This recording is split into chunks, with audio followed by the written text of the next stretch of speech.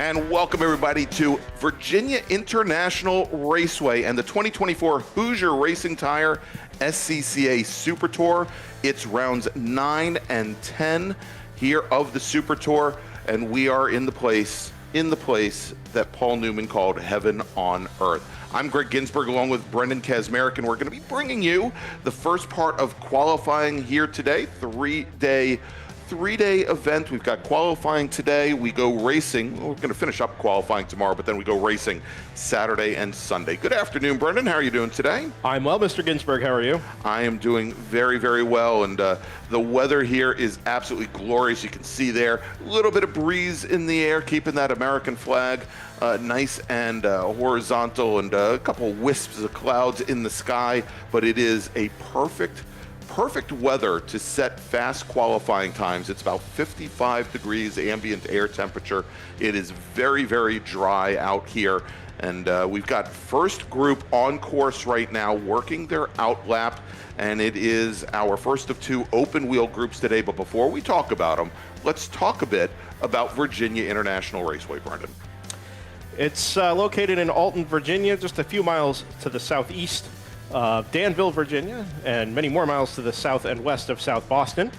It's a 3.27 mile layout, as you said, Greg, 17 turns, and much like is often described at Mid-Ohio, there's really no place here where you're both going straight and level. No. I was thinking about it earlier. Last time we were here, Greg, it was the 2023 SCCA Runoffs, a national championship event. And being back here for the Super Tour this year, with the Runoffs having moved on to Road America, you'd think the pressure would be off. And then you look at the layout and you come visit the track and you realize, oh no, it's still VIR. That's right. The only time it's off is maybe on the long back straight here coming out of Oak Tree, probably the most important corner on the course, and going up the hill through Madison Avenue to the top of the roller coaster here. But this is a track like so many classic and historic tracks in North America that is built into the land. And as you said, your hands, for the most part, don't stop moving. This is a track, though, that has some amazing flow. A couple weeks ago, we were at Virginia International, or probably we were at Road Atlanta, and we had the downhill S's. Here at Virginia International Raceway, we've got the uphill S's, and we can see here a driver already having trouble with our elevation changes and flow. We had a driver that just went off over at turn 17, what is known as Hog Pen, the very last corner on the track, and we'll go get the number on that car here in just a moment. Looks like the 52, Greg Mitchell Ferguson. Easy to do there at the bottom of Hog Pen, last corner on the track. Compression as you go from 16 into 17, and if you're at all out wide, you drop a wheel on the left side of the exit curb. Very narrow exit curb there, not too much wiggle room for you. And that Formula V just spun around out into the grass. No harm, no foul. Plenty of runoff. Yes. Down at that part of the track. It's not the same everywhere. You look through Snake there and then up into the climbing S's, where it does open up a little bit, but that exit of turn 5 and 6 as you head into Snake there, the track really narrows up and from left to right. And if you go wide, it drops off about 10 degrees. It's a long ride down, and more importantly, a very difficult ride back up to the track surface. Same thing up here at South Bend. Any number of directions your car can go if you're even a few feet off the racing line there at turn 10. Very, very quick corner. Probably 4th or 5th gear for your quickest cars, a quick dab on the brakes to settle the nose on the way in. But again, it really narrows up on the exit, and then the road just falls away from you. Yeah. You're completely unsighted over the top of the hill. Some cars that hook a wheel can overcorrect and go off to the right where you see all this runoff, or the car hooks left and ends up in the tire wall there just to the left side. New villas being built over there. Yeah, I was going to say they're going and expanding the villas that they're up at the top of the S's here now. You just saw a number of drivers coming out of Oak Tree, all bunched up together. Typically, you're not going to want to see a lot of side-by-side exits out of that particular turn, out of turn 12, because you want to be able to carry speed here along the long back straight. And we're watching as the drivers move up. They have a very quick uphill rise to go to the top of the roller coaster, turn 14, and then almost immediately as they get off the brakes and release that pressure, they start to roll down through roller coaster here, turns 15, 16, and then turn 17, where we had that driver go off a little bit earlier. And so we've got our small formula cars out for this qualifying session. This is a 25-minute long qualifying session, and we are going to have We're going to have 4 more like it after this particular group, and then we're going to, tomorrow morning, finish up qualifying. We've got 3 qualifying sessions in the morning when we're going to be starting that at 8:30 tomorrow Eastern time, and then we've got our sprint races for the entire rest of the day tomorrow. But today here, it is qualifying. Wow, as we watch cars get very loose coming into turn 4. Top of the list right now, Greg, is Corey McLeod in the number 58 F600, 205.828. Just looking over your shoulder at the practice results from this morning, already 0.8 of a second up on his qualifying time from this morning. As you mentioned, very dry, cool, a little bit windy. Yes, indeed. But these small Formula cars don't have a ton of surface area, so even despite the narrow tires, they shouldn't move around a whole heck of a lot. Even though, again, they're pretty light in qualifying trim here this afternoon. Yeah. And indeed, so we say that the temperatures are almost perfect for setting fast laps here today.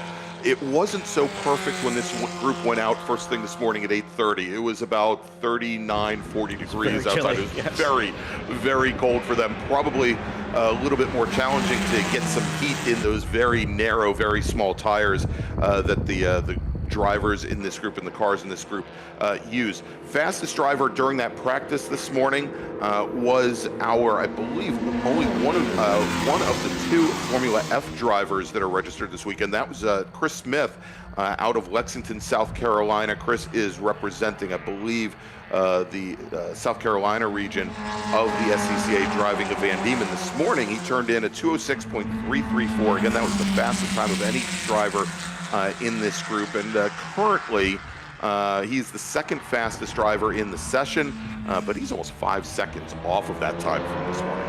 Yeah, it's an astute observation you make about the weather, and this will affect this run group tomorrow to some degree. They'll go racing roughly 10:15 tomorrow morning, but again on Sunday it'll be very, very chilly first thing in the morning. And with these cars being so light, having such narrow tires, there really aren't a lot of sustained high loadings at VIR. It's a quick circuit, but it's a lot of very just sudden directional changes, and getting temperature into these tires in these small open wheel cars that don't make a whole lot of downforce may play a role when we go racing both Saturday and Sunday. Attention in the paddock, attention in the paddock. First call to the grid for race group number 2. That's Spec Miata. If you can please start heading to the grid for your, Spec Miata for your 25-minute qualifying session. Again, please head to the grid. Race group number 2, Spec Miata. Please start heading to the grid. Your qualifying session is next. Almost forgot where we started and where we're going. I should have known, because meathead Mike Collins is already texting me about qualifying for Spec Miata. So I don't think I've ever heard you say a nice thing about Mike Collins on this broadcast. I've never said bad things about Mike Collins. That's not what I said. Tracking the Formula V's here, headed out of Snake and into the climbing S's. These cars very, very much flat out through this section of the course. Group of 5 of them here in the draft will be flat out here through turn 9, the right-hander, and as we said, quick dab of the brakes into turn 10. Basically top speed for these cars, not using all the road. And then setting yourself up back to driver's left for the double apex. Well, it is still oak tree. It used to be an actual oak tree there at the apex. Just to driver's right at turn number 12. I think we're clear 10 years now without the Yeah, we're running, I think it was somewhere around 2013, 2014 exactly, that the oak tree went down. Yeah, it feels like it was just yesterday. 3 wide down Madison Avenue with the Formula V's. And the 4th car getting a pretty good draft off of that pack as they come up the hill here. We'll see them come into view momentarily. There they are, and now they finally start. Wow, they're actually, there were 5 of them there. I thought there were only 4 of them for a moment. And you can see there they do get back in line. I guess the one advantage with the Formula V's with that very long back straight, it is fairly wide. They have the opportunity to get those passes done because the draft is very strong for them, and get those passes done way before they ever get into the braking zone at 14. It's a blessing and a curse, Greg, right? When you're qualifying, anything underpowered or over-dragged, right? Where you're hitting terminal velocity fairly quickly, you need the draft, right? You need that slipstream, the car in front to punch a hole in the air, so that you can accelerate and you as a group can accelerate down the straightaway. The problem is when you get to the braking zone, everybody's arriving there at different speeds. So you're braking at different points, which means you need to be off the limit for braking, you're off the limit generally for cornering, and if somebody is drafting, there's a good chance they're going to rocket up the inside in the braking zone. So you're never really getting a clear lap. That's true in the Formula Vs, probably true in the Spec Miatas, the SMXs, Spec Racer Fords. You're so reliant on that slipstream to generate speed in a straight line. Again, particularly down Madison Avenue like we saw earlier, down the front straight here into turn number 1, and it pays the dividends there, but again, you're likely to get balked or held up at least to some degree through the tighter switchbacks of VIR. All right, so our fastest driver currently in Formula V, whoops, I had, and of course my timing and scoring locked up here for a second. Now going to the top of the leaderboard in Formula V, Mitchell Ferguson, who had that early off. I saw Mitchell take a win over 20 other Formula Vs at Carolina Motorsports Park 3 weeks ago. More impressive is he started from the back of the pack and took the win in a 30-minute race. It was a very impressive run for him. Early on in the session, we did have Brian Farnham at the point in Formula V. Farnham currently your second fastest driver. He's about 2/10 off of Ferguson's times currently. Farnham there in, I believe in the orange number 15. He was your 2022 national champion in Formula V. Took the win here, right here at VIRginia International Raceway. So suffice to say, he should know his way around the course. Mike Lawrence right now out of Charlotte, North Carolina, currently your third fastest Formula V driver. Just had Corey McLeod out of Charlotte. He is currently your provisional pole sitter for the group. He took his car, looks like, back to the paddock. Driver of the number 58 Formula 600 Red Devil. Yeah, picked up a second and a half between this morning's practice session and this afternoon's lone qualifying session, and I think Corey is going to call it a day, pack that Formula 600 up and bring it back out tomorrow morning again, 10:15 for our Things Without Wings race group. Mitchell Ferguson pulls to the outside down the front straightaway and sets not a PB, 220.019 in that large group of Formula Vs that we're tracking. A couple of other PBs put in, personal best by Stephen Davis and Mark Farnham in the number 3. Pretty healthy contingent of Formula Vs here this weekend. Yeah, 9 cars down the bottom of the timing order. Yeah, I think. I was going to say we've got I think 10 cars in the field. A little surprised right now. Donnie Isley out of Fletcher, North Carolina. He's got a lot of time here at VIRginia International Raceway. Currently running in 10th in this field, and we've seen Donnie, I think, finish on the podium in a couple of events so far this season here on the Super Tour, and if I remember correctly, even down at Homestead to lead the season off. So we have Ferguson, Farnham, Lawrence now your top 3. Jonathan Weisheit out of Baltimore, currently running 4th fastest with Stephen Davis in his Vortec. Currently running 5th fastest. Stephen Davis, I believe, to be the I will call him the elder statesman of Formula V here in the Southeast. He's been racing in the Sports Car Cup of America. Now this is his 47th year. Spring chicken. Yes. And he's out of Danielsville, Georgia. For the healthy contingent of Formula Vs we have here this weekend, just 2 F600s and 2 Formula Fs apiece. That being said, it only takes 2 cars to make a race. That's true. As is always the case. And up at the top, they don't even need to necessarily come from the same class. Corey McLeod and Chris Smith, just a quarter of a second apart. McLeod in the F600, Chris Smith leading the Formula Fs this weekend, and they were just a 1/10 of a second apart in practice this morning as well. So both finding time in the heat, relative heat, of the afternoon, seeming to like these mid-50 temperatures, the mostly sunny skies as well, putting a little bit of energy into the track. And if we can keep these F6 and FF cars together at the beginning of the race tomorrow for our initial sprint race, 25 minutes, we could see some pretty good action between those 2 cars. Yeah, indeed. I mean, they're obviously very different performance envelopes for the 2 different chassis. You'll find that the F600s or the F6s, they do kind of top out as they run out of as they run out of gearing on the back straight here that the Formula Fs usually have a little bit more straight line speed, but obviously the F600's quite a bit more nimble than the Formula Fs. As it stands right now, looks like we'll have an F6 and an FF on row 2 and an FF and an F6 on row 1. One of the joys of VIR is with it being such a unique track, it's stretched from end to end, from north to south, right? Which means you get these long acceleration zones that allow you to reach top speed in basically any car, be it from 17 to 1, from 12 down to turn 14, Oak Tree down to turn 14.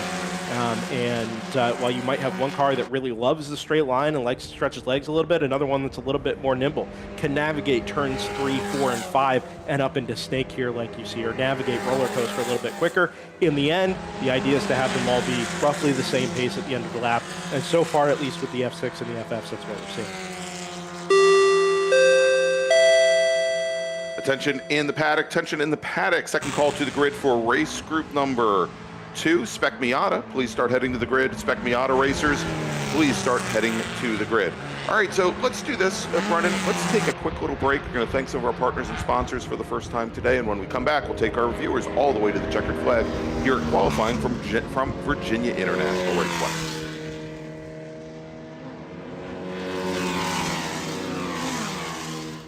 Hoosier Racing Tire is proud to be the presenting sponsor of SCCA Super Tour. Hoosier's mission is to be the dominant customer-driven provider of tires to race teams domestically and internationally. At Hoosier, we know that our success is dependent on how well we meet our customers' expectations by providing the safest, most reliable, high-quality race tires that put you in the winner's circle. For more information, see our trackside support personnel or the local Hoosier Racing Tire dealer near you, or contact us at HoosierTire.com. Hoosier Racing Tires, truly tires designed for champions. Hagerty is the official and exclusive insurance partner for SCCA and provides affordable off-track insurance protection for motorsports vehicles while in the paddock, in transit, in storage, and at the shop.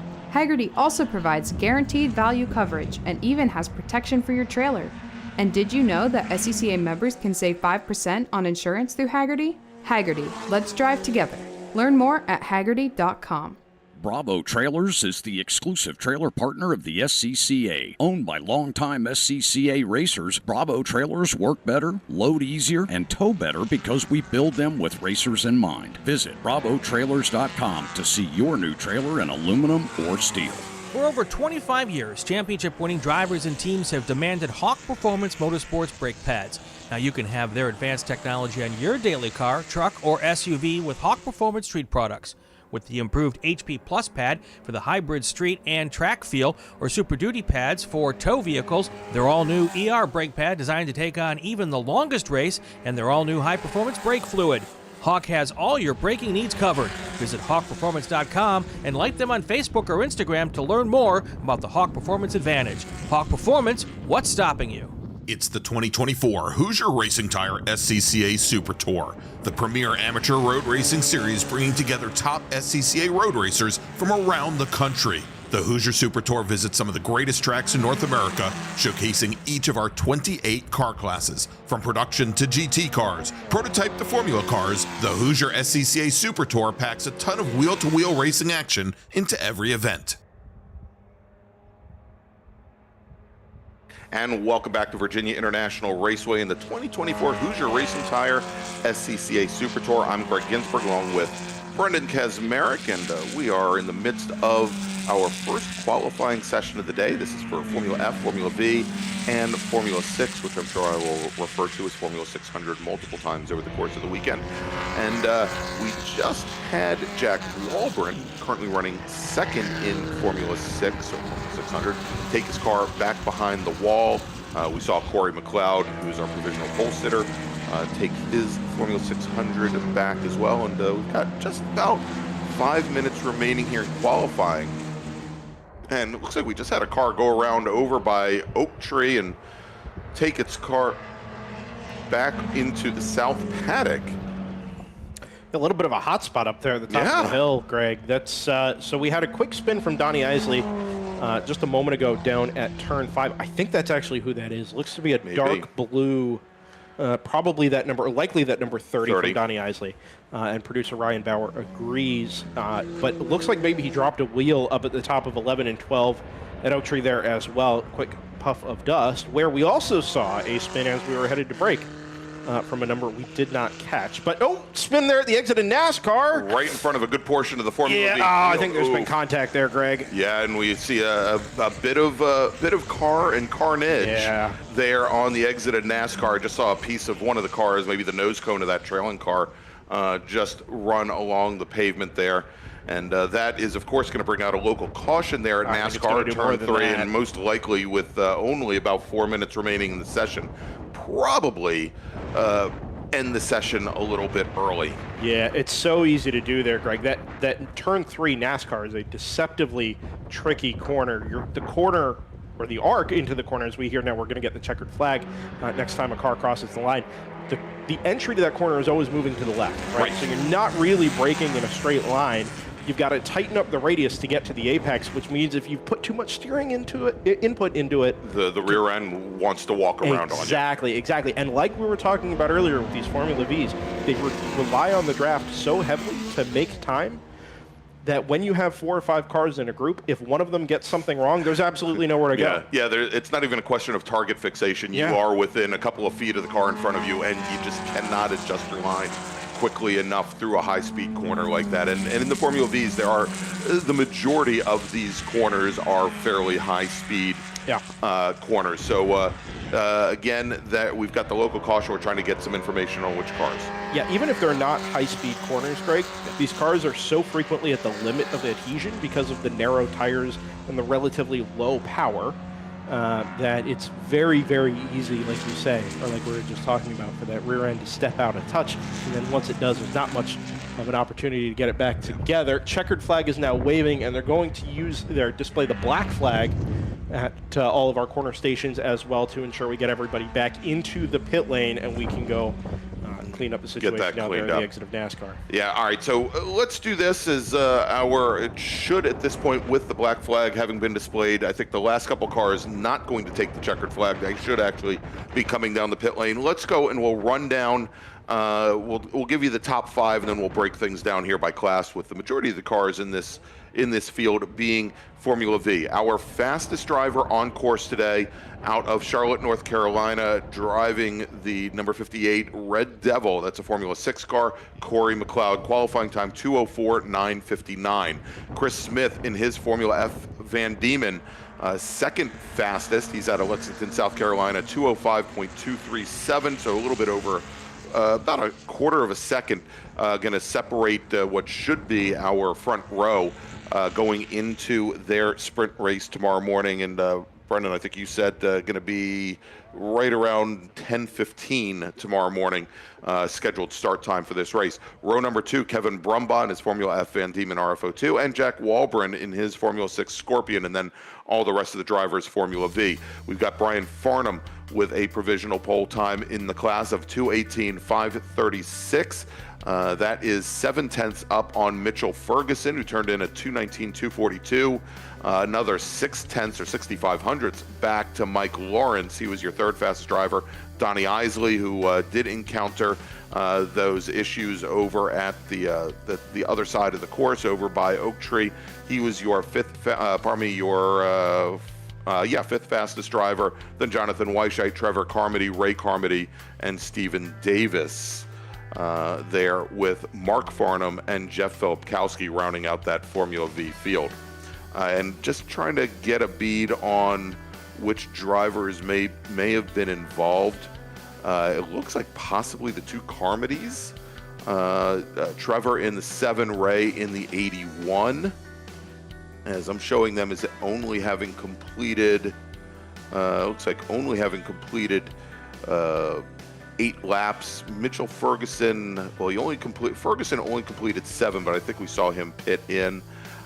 Showing Mark Farnham and Brian Farnham also only having completed 8 laps. I don't remember seeing them come down the pit lane. Yeah, I think I heard from our safety network with the corner marshals down there at turn 3 that one of the numbers was 6-7, which would be Jack Walbron, which is, now it's an F6. Yeah. Definitely heard the number 6-7. I did also hear that all 3 drivers gave the thumbs up to our corner workers down there, so driver's okay. which is, of course, the most important thing. These cars can be repaired reasonably quickly, so no reason that you wouldn't expect to see a full field of them when we get to 10:15 tomorrow morning. All right, so let's do this. Brendan, let me make a final call for our second qualifying group of the afternoon, and we'll take a quick little break here while we get this cleanup underway. Attention in the paddock, final call to the grid for Spec Miata. Spec Miata racers, race group number 2, please head to the grid. Your qualifying session is next. Race group 2, Spec Miata, to the grid. All right, so Brendan, let's take a quick break. We'll be back in a few minutes with more qualifying action here from VIRginia International Raceway and the 2024 Hoosier Racing Tire SCCA Super Tour.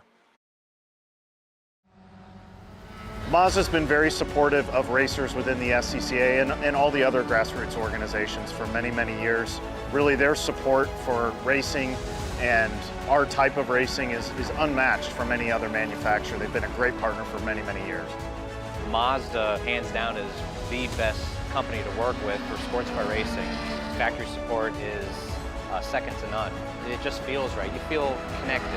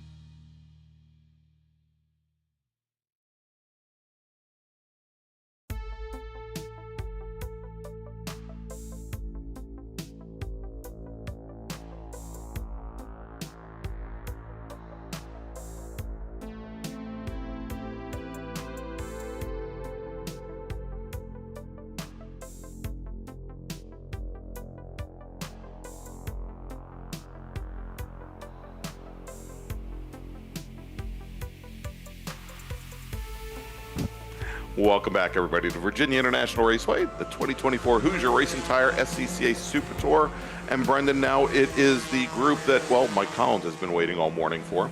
And I understand that Mr. Collins is having to miss the Dodgers game, or at least a portion of the Dodgers game, just for this qualifying session. So I want to thank him for joining us here. But it is Spec Miata with a little bit smaller field than I'm used to seeing. 31 cars went out for the practice this morning. We'll get a full number here. And, well, hey, how do you like that, about 31 cars going out for qualifying in what should be a very, very hard-fought, well, not a hard-fought qualifying, but certainly a hard-fought race. But you're going to see a lot of these drivers, much like the Formula Vs, try to work the draft for qualifying here. Yeah, I mean, if you were going to say that you were going to take the gloves off for qualifying in any one of our race groups this weekend, it'd probably be the one. Spec Miatas. So I think hard-fought is probably a fair enough assessment of how this is likely to go. Yes. Always a joy to watch these cars around a place like VIR. The track moves around so much. These cars are fairly soft as race cars go. So they move around a lot. They rely on those tires quite a bit, and especially up here in the S's. And we'll need to talk to our producer, because having a shot that would point down through the uphill S's so you could see the cars kind of drifting back and forth from left to right would be absolutely amazing with Spec Miata. Let's talk sight lines, Mr. Ginsberg. Okay. Ask me how many times I've tried to put a camera there and find out a good way to get it to look through that shot. Anyway, it is an iconic part of the layout here at VIR. Just unfortunately never really been able to get the right angle. Oh no, there. it's so easy in iRacing. Use the one we got. Yeah, go figure, right? the one I'm really excited about is this one this weekend. Watching this field of 30-something Spec Miatas come out of Oak Tree and up the rise over Madison Avenue here tomorrow morning and again on Sunday, I think is going to be a thrill. Headlights ablaze, maybe full chat headed up over the rise there. I'm really excited to see how these cars look under race conditions there at the top of the back straightaway. We've been full course yellow for the first half of the outlap, as has been the case all weekend through turns 1 through 12. And the shackles have been released. One car taking that a little bit too far on the outlap, dropping 2 and now 4 wheels off to drivers left on the outside of Hog Pen. And it looks like sounds like the number is going to be 1-4. Amy Mills. Amy Mills, yes. Yeah, Amy, who is out of, I believe, Washington State here, and we'll see her a couple times this weekend. She should be running here in Spec Miata as well as STL a little bit later today in another Mazda Miata. She is indeed out of Manson, Washington, and racing for Flat Out Motorsports here. Is we've got the green flag in the air here for the very first lap.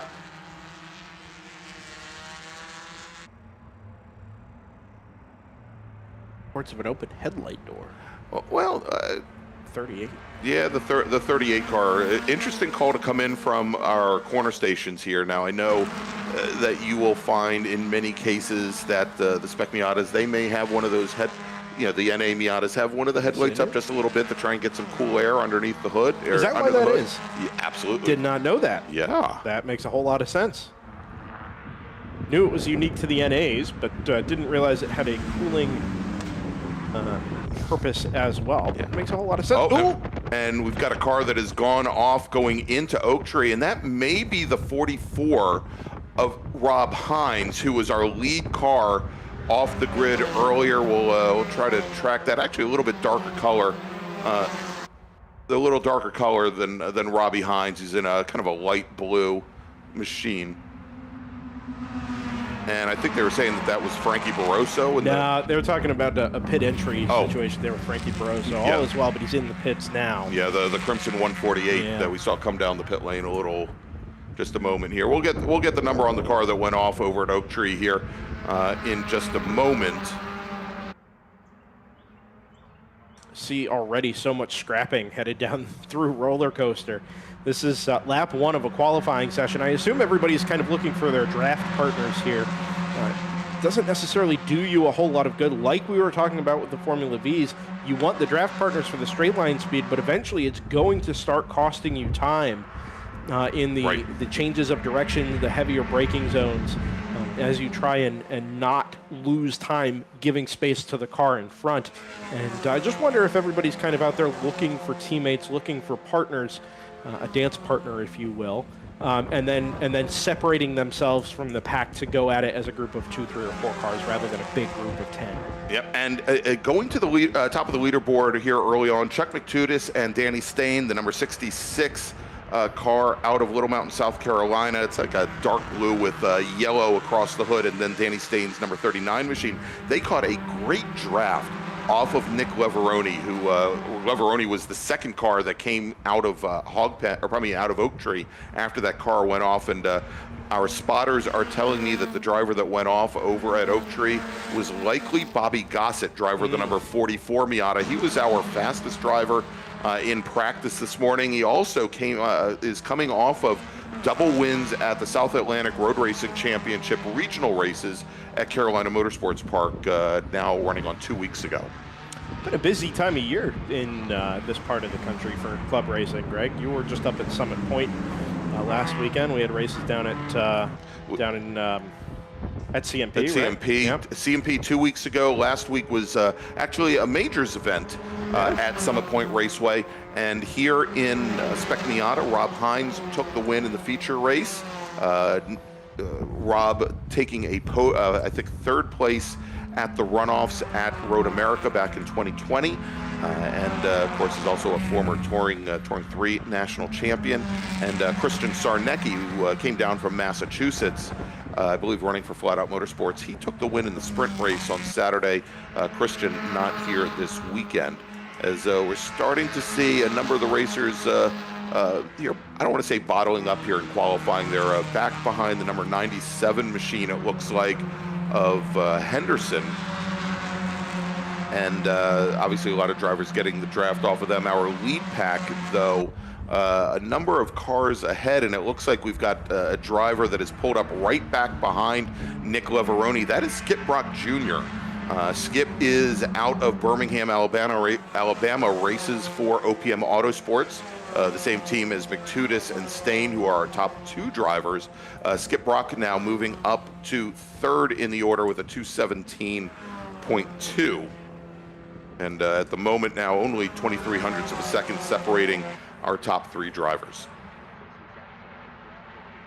9 minutes gone already in our only qualifying session of the weekend to set the grid for race number 1, Group 2, to come tomorrow morning around 10:55. Now, if we have the same luck we had today, there's a slight chance we could find ourselves ahead of schedule. We did start qualifying this afternoon about half an hour early. Right. We're not expected to have our Formula cars on course until around 2:10, 2:15, and things working really well for us. You mentioned the weather during our Group 1 qualifying, Greg. I think this is our first race weekend in the Super Tour in I don't know how long. Don't you dare jinx I know this. it's safe. Don't worry about it. And I wouldn't say it if I weren't confident. I don't know that we've had a fully dry weekend in the Super Tours, other than maybe Hallett last year, and maybe Portland, now that I think about it. Yeah. But Portland was 95 degrees out in May, so we had other... Yeah, it felt like it should be raining, but it wasn't. But, I mean, it is...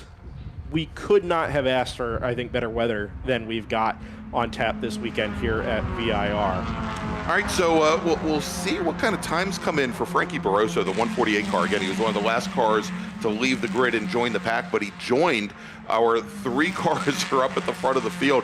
He's up there with Skip Brock Jr. and with Nick Leveroni, I believe, and he's actually sitting as a little bit of a bridge to Brian Henderson in the number 9 machine directly behind. And remember I said that I thought that Rob Hines had fallen off the course over at Oak Tree earlier on. We've got Rob Hines in that light blue number 4. He's sitting directly behind Brian Henderson's silver number 9 in that, we'll call it that second group. Henderson to the top, Greg. Yes. 2:15.945. That's only about a tenth of a second off of the quickest time set this morning by Bobby Gossett. Brian Henderson was the second quickest, so it's an improvement for him from his practice time. Of course, those times don't count in qualifying this afternoon, but he does go to the provisional pole ahead of Rob Hines, Stuart McAleer third, Ethan Goulart in fourth. Right, and now we saw Stewart a couple weeks ago at Michelin Raceway Road Atlanta. He is here from Glasgow. Of course, his brother has been making a name for himself, I believe, in IMSA with Michelin Pilot Challenge, as well as the regular IMSA races. As looks like Amy Mills has brought her car, the number 14 machine, down onto the pit lane. Now, Henderson has been a pole sitter here in the past on the Super Tour at Virginia International Raceway, and he has been sitting, I believe last year at the National Championship Runoffs last fall, had been provisional pole sitter going into day 2 of qualifying, so he's certainly no stranger to the top of the leaderboards here in Danville. You know, I actually really don't care for the phrase "he knows his way around." Okay. This is not one of my favorites I will because it's a note racetrack. that. But Yes. I make an exception for VIR because there are so many quirks to the way the course is laid out, right?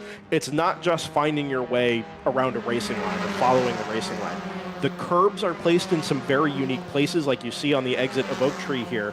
The same at the exit of Turn 10. The curb at the exit of Hog 10 is another one. You really have to know the little idiosyncrasies that are built into Virginia International Raceway and the way it's changed over the years to be able to get the maximum out of your car and the track. So I do think here, more than maybe most places, having that local knowledge, having expertise, real expertise in the track and its quirks actually does pay dividends. All right, Brendan, let's do this. We're just about halfway through our Spec Miata qualifying session. Let's first make a call to the grid for our next group, and then we'll take a quick little break. Attention in the paddock, attention in the paddock. First call to the grid for race group number 3. That's GT1, GT2, GT3, GTX, American Sedan, and Touring 1. Race group number 3. GT1, 2, and 3, GTX, T1, and American Sedan racers, please head to the grid for your qualifying session. All right, so let's take a quick little break. Thanks to our partners and sponsors, and we'll be back here in just a few moments from Danville.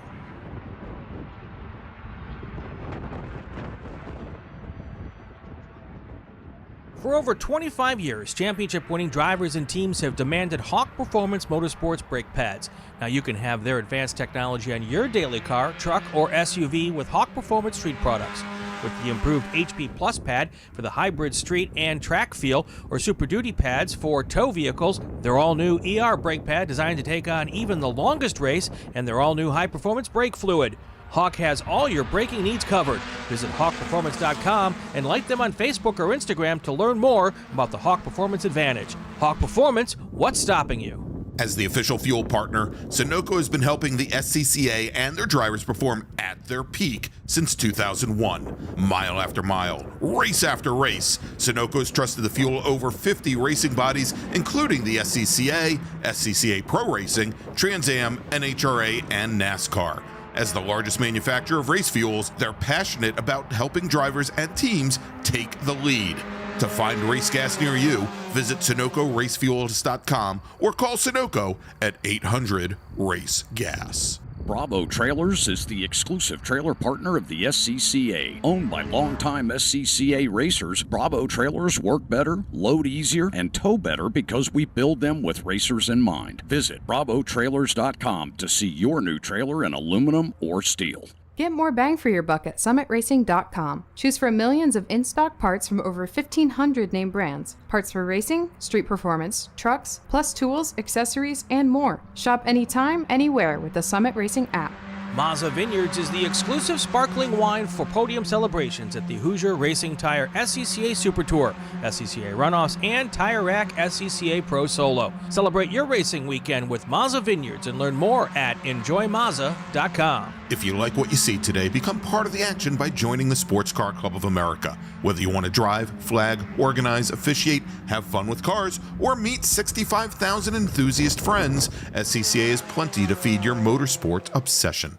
Ask someone trackside how to get involved or visit scca.com for more information.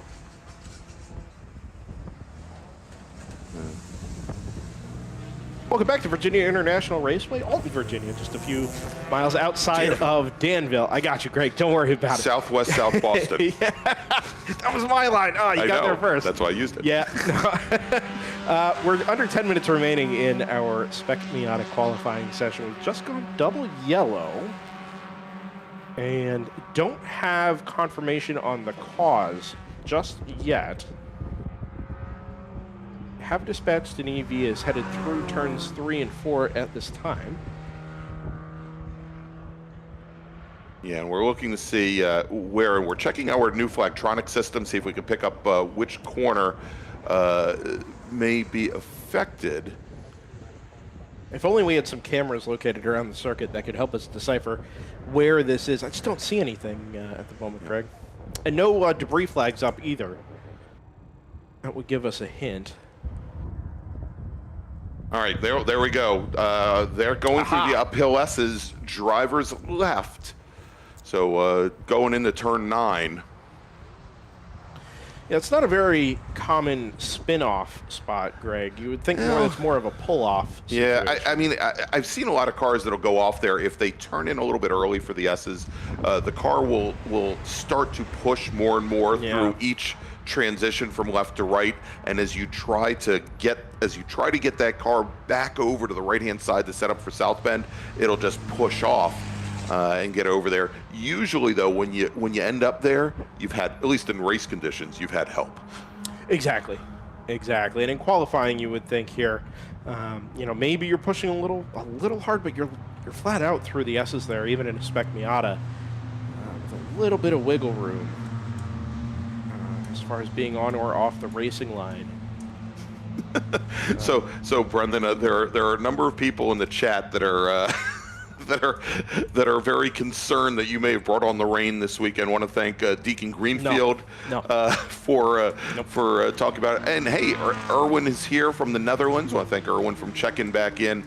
As always, we've got a bunch of great people, Boy from New York, joining us here as well. All right, so while we've got a little bit of time here and we're under full course caution, a little bit more than 7 minutes remaining, we were, just as we went to break, I was going to mention that Danny Stain and his teammate Chuck McTudis had separated. McTudis had some issues coming out of Oak Tree, but on that same lap, Danny Stain jumped to the top of the leaderboard, and he now has the provisional pole time of a 2:15.768. Bobby Gossett, who we talked about earlier, he had gone off at Oak Tree on I think lap number 2.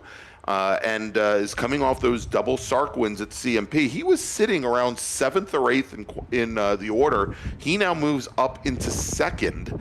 And so the 44 machine out of Hilton Head Island now with a time of 2:15.848. That is 82 1,000ths off of Danny Stain's times. Brian Henderson, who had been our provisional pole sitter for a short period of time, 97 1,000ths back from Bobby Gossett. In 3rd, Rob Hines 4th, Stuart McAleer 5th.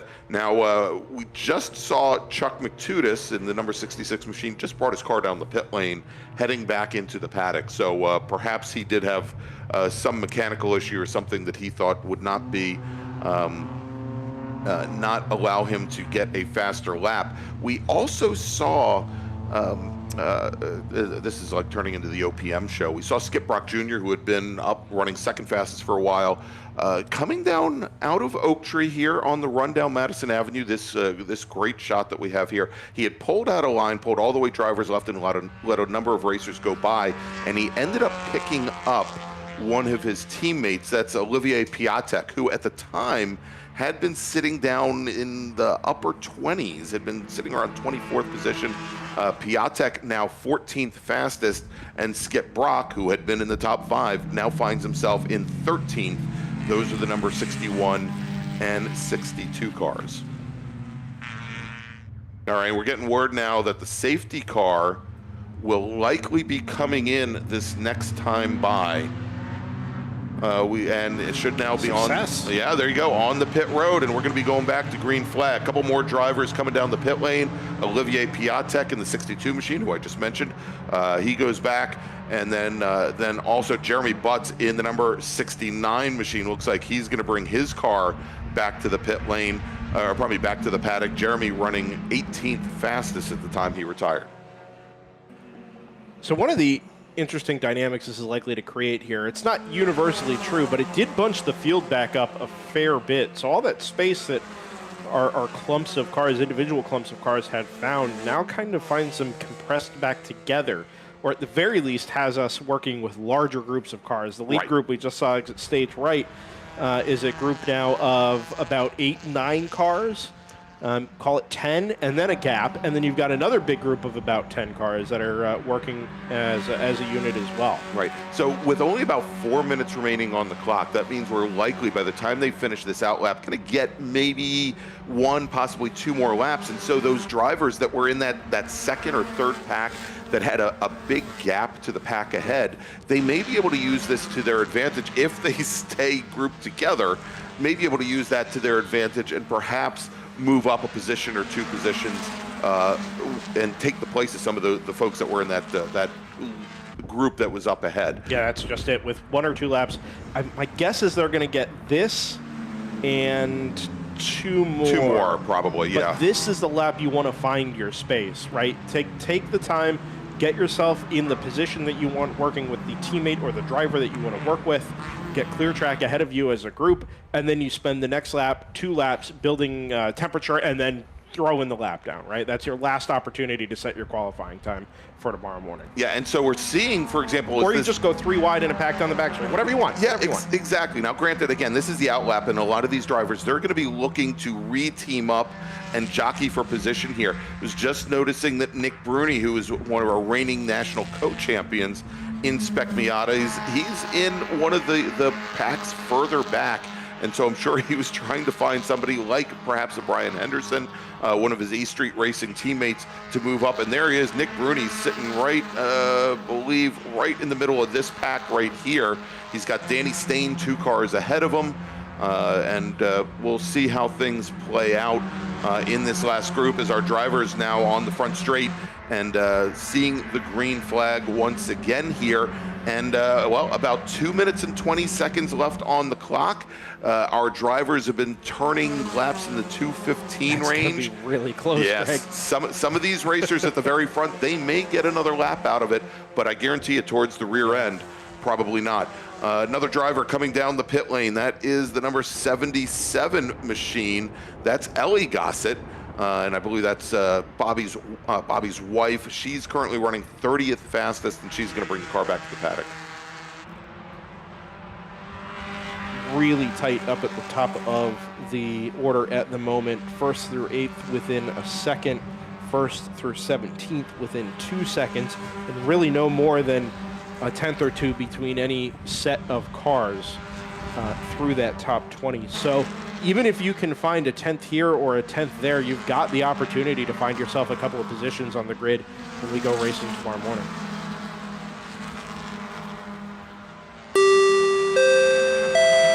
Attention in the paddock, second call to the grid for race group number 3, GT1, 2, and 3, GTX, Touring 1, and American Sedan. Race group number 3, please head to the grid. Your qualifying session starting in a few moments. And we see there the lead driver in this front pack here dropping wheels coming out of Oak Tree.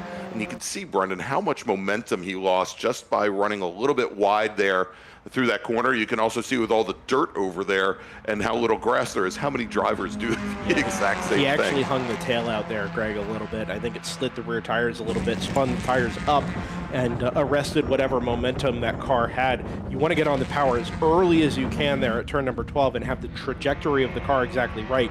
Problem is, if you commit to the throttle, now you've got, if you get it just a little bit too early, you've got to put in a little extra steering input to haul the car off the curb, as we get a big stack up here at the top of turn 14. That'll ruin the laps for pretty much anybody at the back of this grid. And as you just said, Greg, if you're at the back of this running order, this string of cars, chances are you're not going to be able to get another lap in. So Yeah. the 21 and the 97 come by, they're going to start another qualifying lap, but this large gaggle, I think, is going to come through and take the checkered flag this time. Yeah, and we're waiting to see here. Is there just a couple seconds remaining on the clock? And the starter should be hanging that checkered flag out here in just a moment. We also saw going down through the roller coaster, a couple of drivers going too wide, which was quite surprising, certainly not the quick way around. Just saw Ethan Ayers in the number 78 machine. He's out of Weatherby Lake, Missouri. He had brought his car down the pit lane while we were under full course caution, went back out, brought the car down the pit lane again, obviously not going out for any more laps here. He was 16th fastest at the time he retired.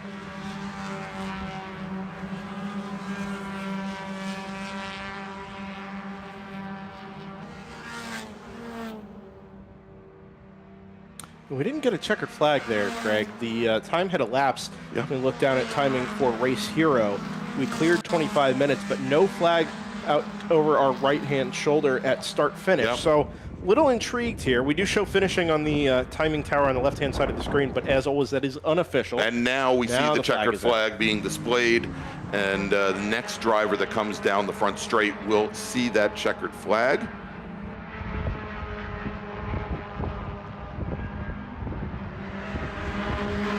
I think this group of cars here is still on a timed lap.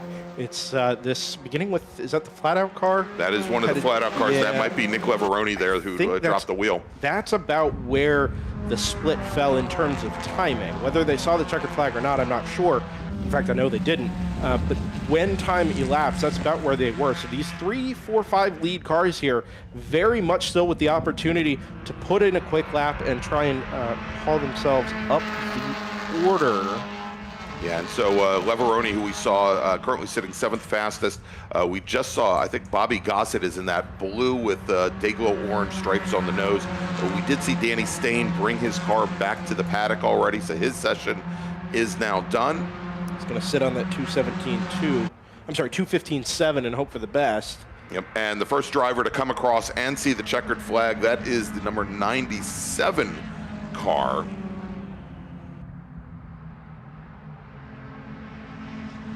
Yeah, not seeing a whole lot of improvement. Skip Brock Jr.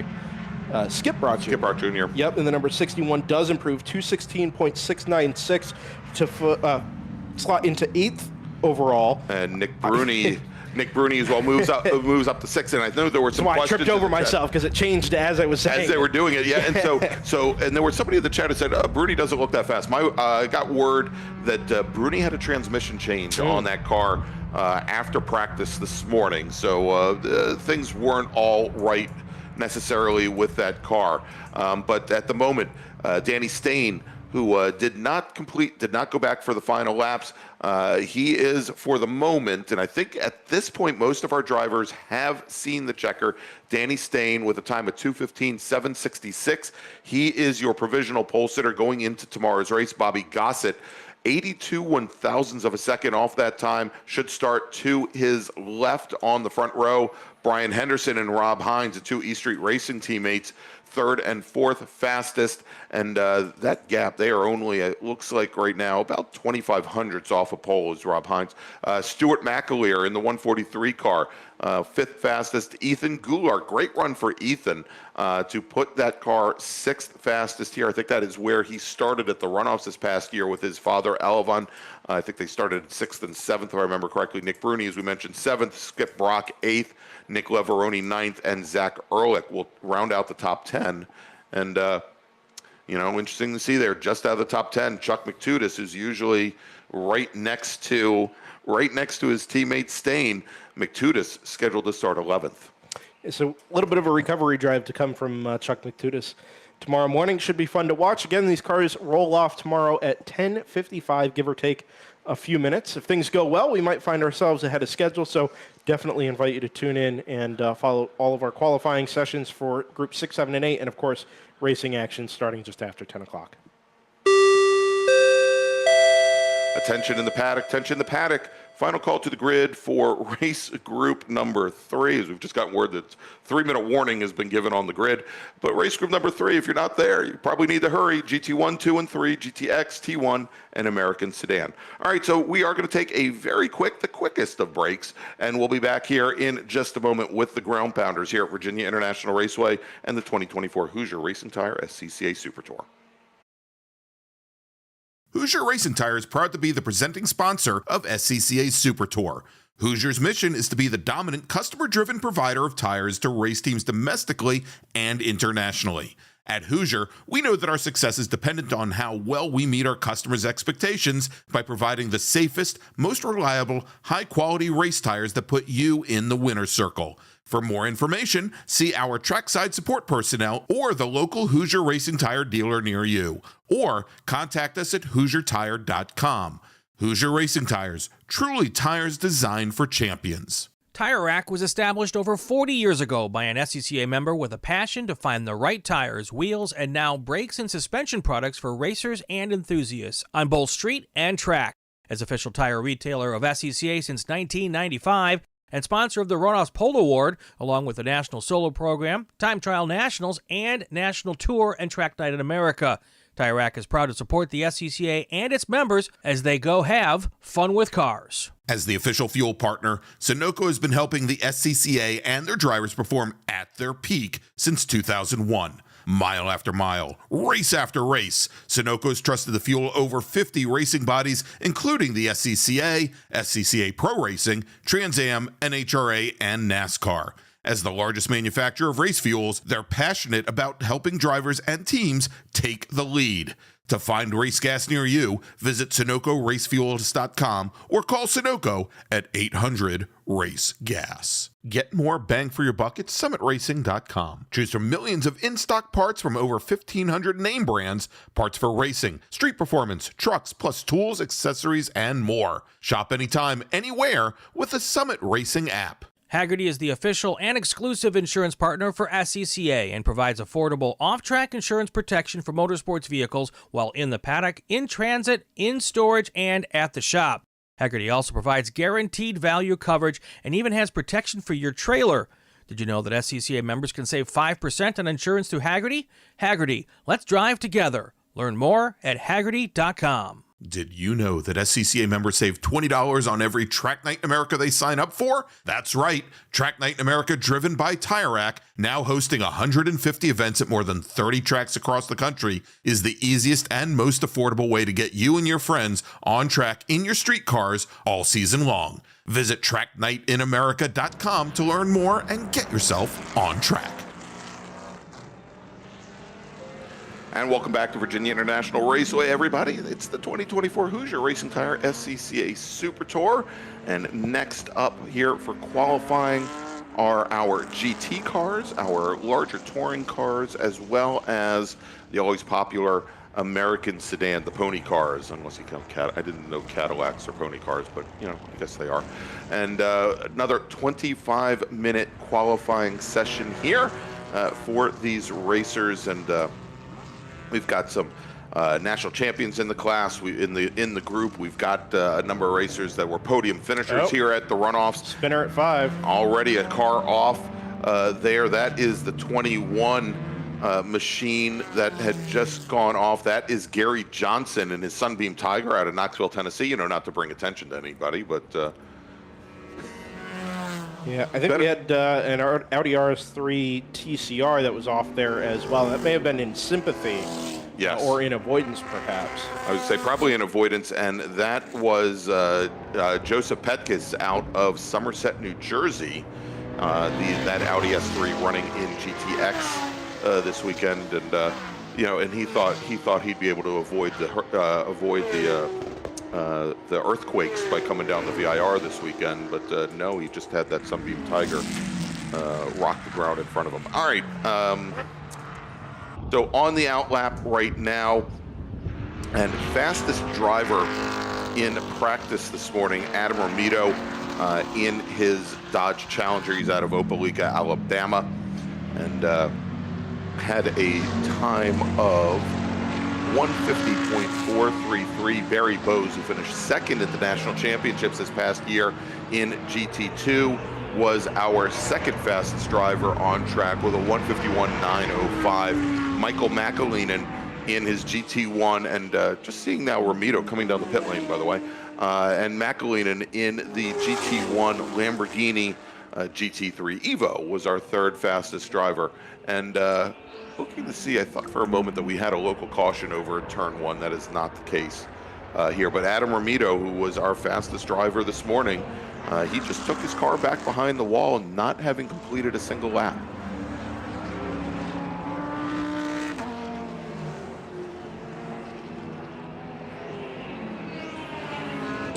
This will, by some margin, be our loudest race group of the weekend, Greg.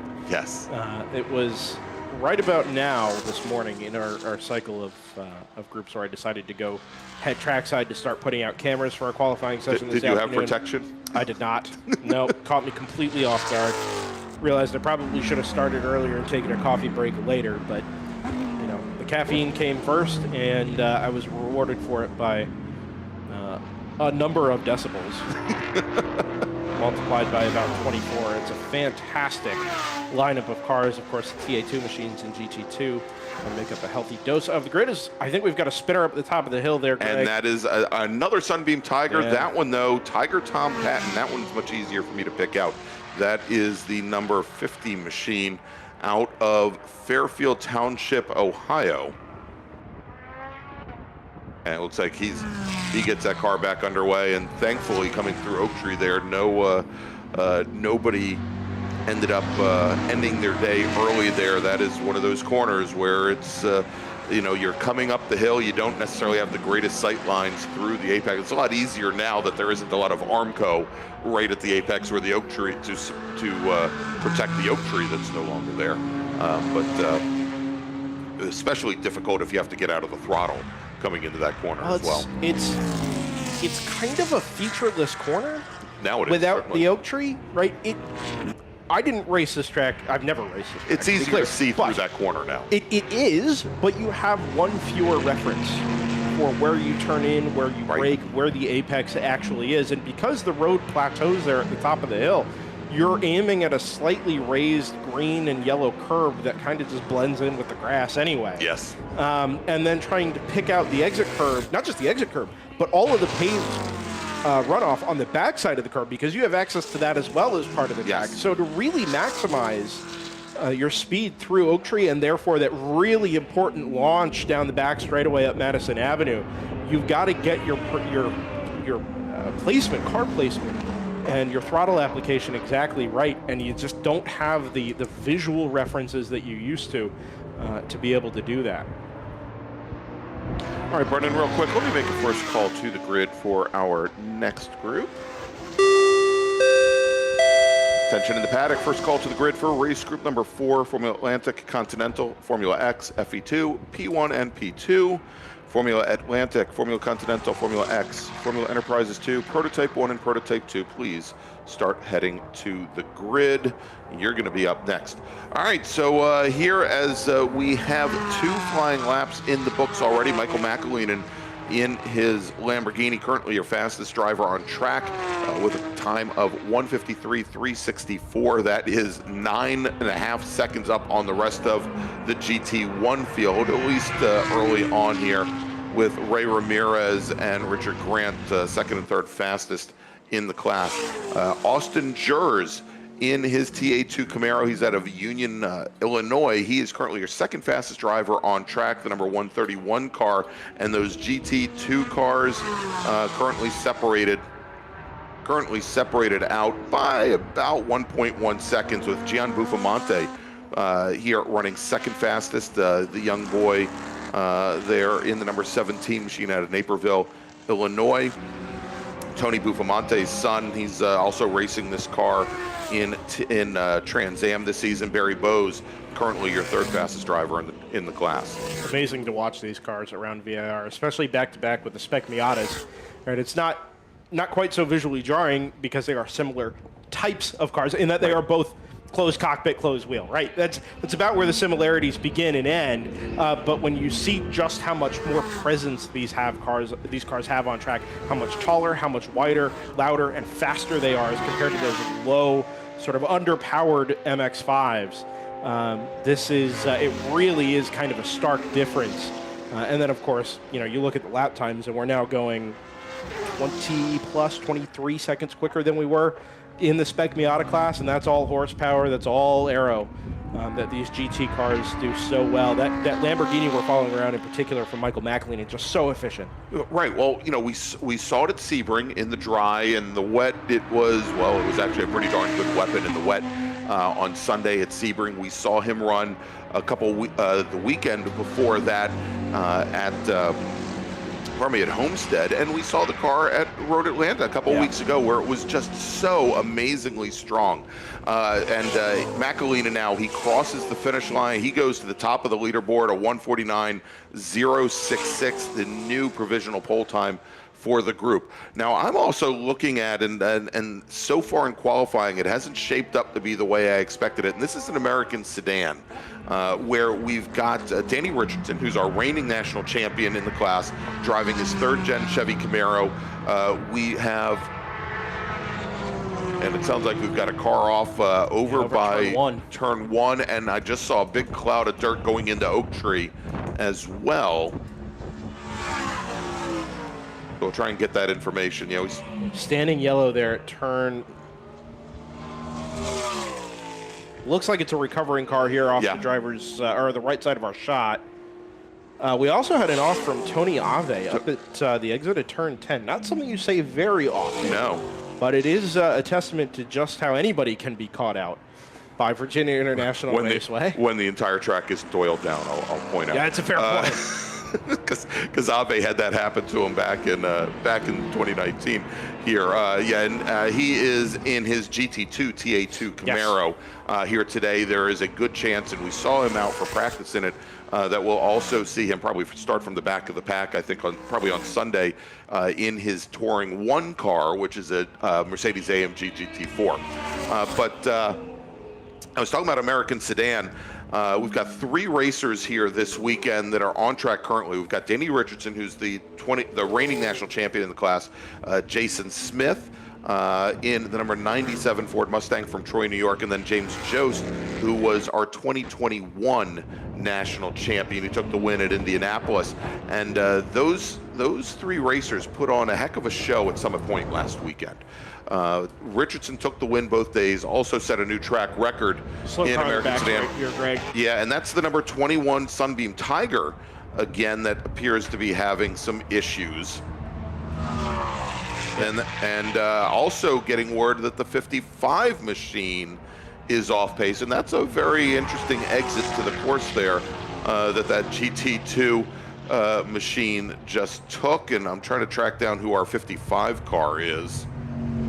That is Blake Wilson in his GT3 Mazda RX-7. I think the Tiger here was trying to make the left-hand turn and exit the gate it's staring at, but when it did, it was met by the second pace car that's staged up there at the exit of the south paddock. And couldn't get over. The good news is it's fully off track, so we don't need a flag or any type of neutralization up at turns 11 or 12, and the car can be tended to, as you see there, by the emergency vehicle from the south pit lane. Yeah.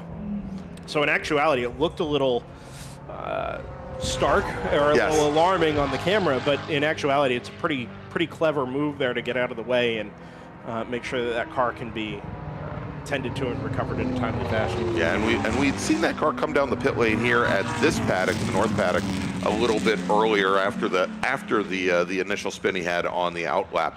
All right, so I mentioned that that American sedan race, good battles, but right now on track there is, well, James Jost hasn't brought his car out for qualifying. He had it out during practice, but almost 5.5 seconds separating Richardson from Jason Smith's Mustang at the moment. Hey, Brendan, real quick, we are now just about halfway through this qualifying session, so let's make another call to the grid for our next group, and we'll take a quick break. Attention in the paddock, attention in the paddock. Second call to the grid for race group number 4. Formula Atlantic, Formula Continental, Formula X, Formula Enterprises 2, Prototype 1, and Prototype 2. Race group number 4, this is your second call to the grid. All right, we're gonna take a quick break, and we'll be back here in just a few moments from VIR.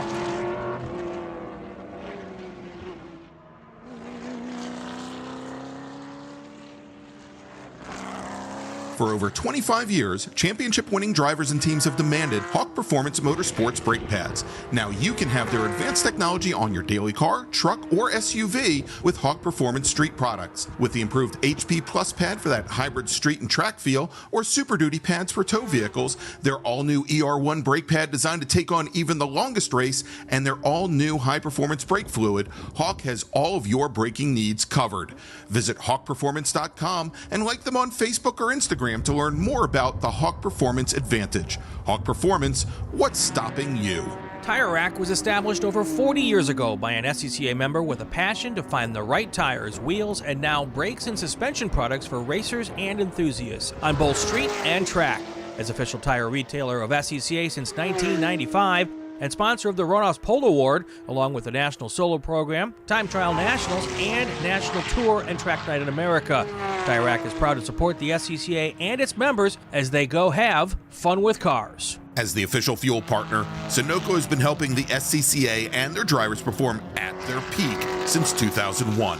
Mile after mile, race after race, Sunoco's trusted the fuel over 50 racing bodies, including the SCCA, SCCA Pro Racing, Trans Am, NHRA, and NASCAR.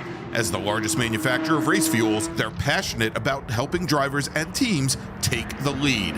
To find race gas near you, visit SunocoRacefuels.com or call Sunoco at 800-RACE-GAS. Get more bang for your buck at SummitRacing.com. Choose from millions of in-stock parts from over 1,500 name brands. Parts for racing, street performance, trucks, plus tools, accessories, and more. Shop anytime, anywhere with the Summit Racing app. Mazza Vineyards is the exclusive sparkling wine for podium celebrations at the Hoosier Racing Tire SCCA Super Tour, SCCA Runoffs, and Tire Rack SCCA Pro Solo. Celebrate your racing weekend with Mazza Vineyards and learn more at enjoymazza.com. It's the 2024 Hoosier Racing Tire SCCA Super Tour, the premier amateur road racing series bringing together top SCCA road racers from around the country. The Hoosier Super Tour visits some of the greatest tracks in North America, showcasing each of our 28 car classes. From production to GT cars, prototype to Formula cars, the Hoosier SCCA Super Tour packs a ton of wheel-to-wheel racing action into every event.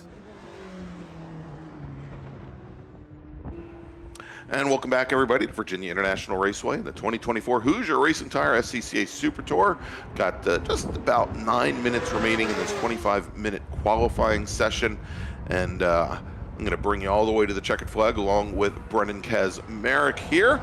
And Brendan, is just as we were going to break, we had a number of drivers bring their cars back behind the wall and call it a day. Tony Ave in the number 19 Chevy Camaro. He is currently 5th fastest in the session. Actually, I think he actually just went back out as he had his car on the pit lane. I think his drivers or his crew were adjusting tire pressures. The number 55 machine, one of our GT3 machines, just now coming down the pit lane. That's Blake Wilson. Blake trying to make sure that everything in that car is in good shape. He had a small little toasty issue where his car got very toasty here after practice this morning down in Impound. There was a... Oh, my. Yeah, there was... I wasn't a part of that. Yeah, I Wow. mean, the car was stationary and was throwing flames out of the exhaust, so... Interesting. Well, it seems they've got that resolved now. Hopefully so. Shouts to Chuck Hurley, by the way. I'm a big Porsche file, the number 95. Looks like he's got a 996 Cup out there in GT2. At the moment, towards the bottom half of the GT2 field. Yeah, and Chuck Hurley. It would be hard to imagine Chuck being able to take the fight to the TA2 cars in that Porsche Cup car. Of some vintage now, it has to be said as well. Right. But I love those 996s. Kind of, it's a yellow 996 Cup of the era that I got into racing from, and love seeing it out here. Love hearing it. Nice to see Chuck bring that car out this weekend. Yeah, and so speaking of the Porsches, Ann Doherty, who for the past number of years had been running in a Cayman. And I guess a GT4 Cayman. She now moves into a 991 chassis. .2, and she is currently your 7th fastest driver, and about 5 seconds off pole. But I'll tell you, things are still pretty darn close between her and Tony Ave in the TA2 car, just ahead. Following that 95 with Chuck Hurley around, a little bit of a gap in coverage between the exit of turn 17 and the start-finish line here on the front straightaway. But we pick up that bright yellow machine headed down into the braking zone for turn number 1, 2:01.7, the quickest time for Chuck at the moment. All right, Gian Bufamonte brings his car back behind the wall. So the number 17 machine looks like he is content being 3rd fastest in GT2, 4th fastest overall. So a great run for the young man. I'm really excited to see this GT2 race this weekend. Oh, yeah. TA2, more than maybe any class I can remember in the last decade or so, if you're going to pick out a brand new concept that was introduced to racing and kind of built from the ground up, it's hard to imagine one being more successful than TA2 has been over the last couple of years. Obviously, we get to see the knock-on effects here in the Super Tour with the GT2 class hosting those cars for a little bit of extra track time, a little bit of extra wheel-to-wheel racing time, and therefore value for money, of course, if you're a car owner. But a lot of the tracks we visit on the Super Tour are also part of the national Trans Am schedule. Exactly. So a couple weeks ago when we were at Road Atlanta, there was the Trans Am event at Road Atlanta, I think scheduled for the next weekend. Afterwards, I already know that a number of the racers that are here this weekend, both for GT1 and also GT2 SCCA racing, are using this event as a little bit of a tune-up for when Trans Am comes here a little bit later this summer. Yeah, these cars are kind of the modern, let's say, efficiency answer to what Trans Am has always been. It's always been about big power, cars that you've got to wrestle to get under control, and really kind of the ground-pounding engine note. They're still V8s, but you scale down the power a little bit, you scale down the tire size, you scale down the grip, and you're left with a car that is equally physical to drive but substantially cheaper to race. And it just kind of fits the ethos of what Trans Am has long been, whether it's been under the SCCA banner or it's modern guys now kind of standing alone as a promotion. The mentality of what Trans Am represents has always been there, and these TA2 cars, or as we see them this weekend in GT2, just so reflective of one of the awesome corners of the motorsports world. Hey, want to thank Chip Herr, our rating STU national champion, for joining us in the chat. He is here supporting his good friend Danny Richardson. Saw Chip last weekend at Summit Point Raceway, and good run for him. Gary Crook in the number 41 Chevy Corvette, who I think was the very first C8 Corvette caged and running in touring cars here in the SCCA. He brings the car down the pit lane. He has a fast lap of 2:03.84, our only Touring 1 racer to go out on track this morning. He's 16th fastest overall. We would also expect to see Mark Bowden and Tony Ave hopefully sometime this weekend in their Mercedes AMG GT4s. They both had those cars out for practice earlier today. And Tony Ave going back and forth a little bit here, chose to qualify, as we said, in his TA2 car, the number 19, in GT2 instead of that Mercedes. A little surprised not to see Mark Bowden out. And the number 46. But could be just as fun to start from the back, I guess, if you're considering running one of those cars in either one of the races this weekend. Ave has the choice, of course. Bowden may not matter so much. Exactly. Oh, spinner up there at the exit of turns 1 and 2. Looks to be a TA2 car, yeah. Yeah. Spin up at turn 6 as well. And the 27 machine, that is Stuart Black in the black Chevrolet listed as a Corvette. He is there between coming out of Snake, going over to turn 7. It's right under the bridge, Greg, so we're actually not going to be able to see it there. Yeah, and he's dead stick. Stewart making the move into GT2 cars this season. He's been racing in B-Spec, and we've seen him a couple times in his B-Spec Chevy Sonic here this season. And it sounds like he may be a keeper there. And waiting to hear if race control thinks he's safe where he is, or whether or not they're going to decide to go to a full course caution with a little bit less than 2 minutes remaining on the clock. Personal best from Ann Doherty in the number 4, 156.781. That actually might have been a position improvement for Ann. Now finds herself 7th overall, 5th in GT2. And a PB for Ray Ramirez as well in the number 43 Porsche GT3 Cup. That's from W2W Racing, Will to Win. Haven't seen that team name in a hot minute. Quite a while. Yeah. find themselves in Porsche Sprint Challenge, I think, most recently, but spent some time on our coverage on DriversEye Live and amateur endurance racing. Nice to see the logo and the name back out, and Ray Ramirez campaigning another GT3 Cup car on WTW's behalf this weekend. Now, 10th overall. I think that'll be second in GT1 for Ray. Under a minute remaining in the lone qualifying session for our big bore group, the GT cars, GTX, Touring 1, and A Sedan. A handful of A Sedan cars this weekend, and just the one T1 car having set a time thus far. It's Gary Crook in the number 41 Chevy Corvette, we were just mentioning a little bit earlier. All right, we just saw Woody Richard in his GTX Porsche GT4 Club Sport come down the pit lane. He's going to take the number 3 car back behind the wall. And he's been spending a lot of time of late racing in Sprint Challenge series as well. And I was talking to Richard last night. He basically said he bought this air-cooled 911, and basically he has caught the bug. And as he said, one thing led to another, yada, yada, yada, which is exactly how he said it to me. And all right, checkered flag is out on the session here. Last flying lap will count, and wow, we're trying to get things moving along. Let me do this real quick here. I'm going to make a final call to the grid because they just gave the 5-minute warning to that next group. Attention in the paddock. Final call to the grid for race group number 4, Formula Atlantic, Formula Continental, Formula X, FE2, P1, and P2. Please head to the grid. Race group 4, just heard the 5-minute warning given, so you need to head to the grid. All right, let's take a quick look here.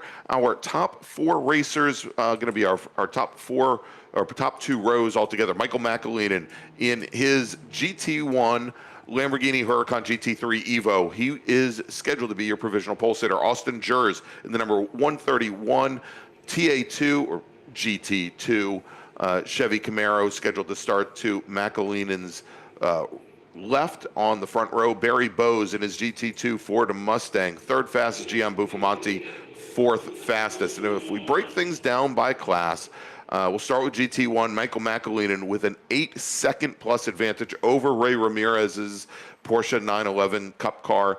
Richard Grant, 3rd fastest in his Chevy Camaro, about a second and a half back from there. Adam Ramito, who was our fastest driver in practice today, does not get a single flying lap in. In GT2, Austin Jers and Barry Bowes, as we mentioned, about a half a second separating those 2 racers. Gian Buffalmonte, 3rd fastest. He is 1.6 seconds off of Jers' times, and Doherty, 4th fastest in GT2. In GT3, 3 racers out. Joe Christensen out of London, Ontario, Canada, in his Honda Civic hatch or coupe. He turns in a 207.78, 1.2 seconds up on the Wilsons. Blake Wilson, 2nd fastest. Stacy Wilson, 3rd fastest. In GTX, Woody Richard with 11 seconds on Joseph Petke's Audi S3, the TCR car. And then if we look at T1, Gary Crook in his Chevy Corvette, only driver to take the course. American Sedan, Danny Richardson with 5.5 seconds over Jason Smith. And I believe that will round out that field. All right, so we're going to take a quick little break. When we come back, it is our second open wheel group of the day, second to last qualifying session of the day, and we'll be back here in just a few moments from Virginia International Raceway.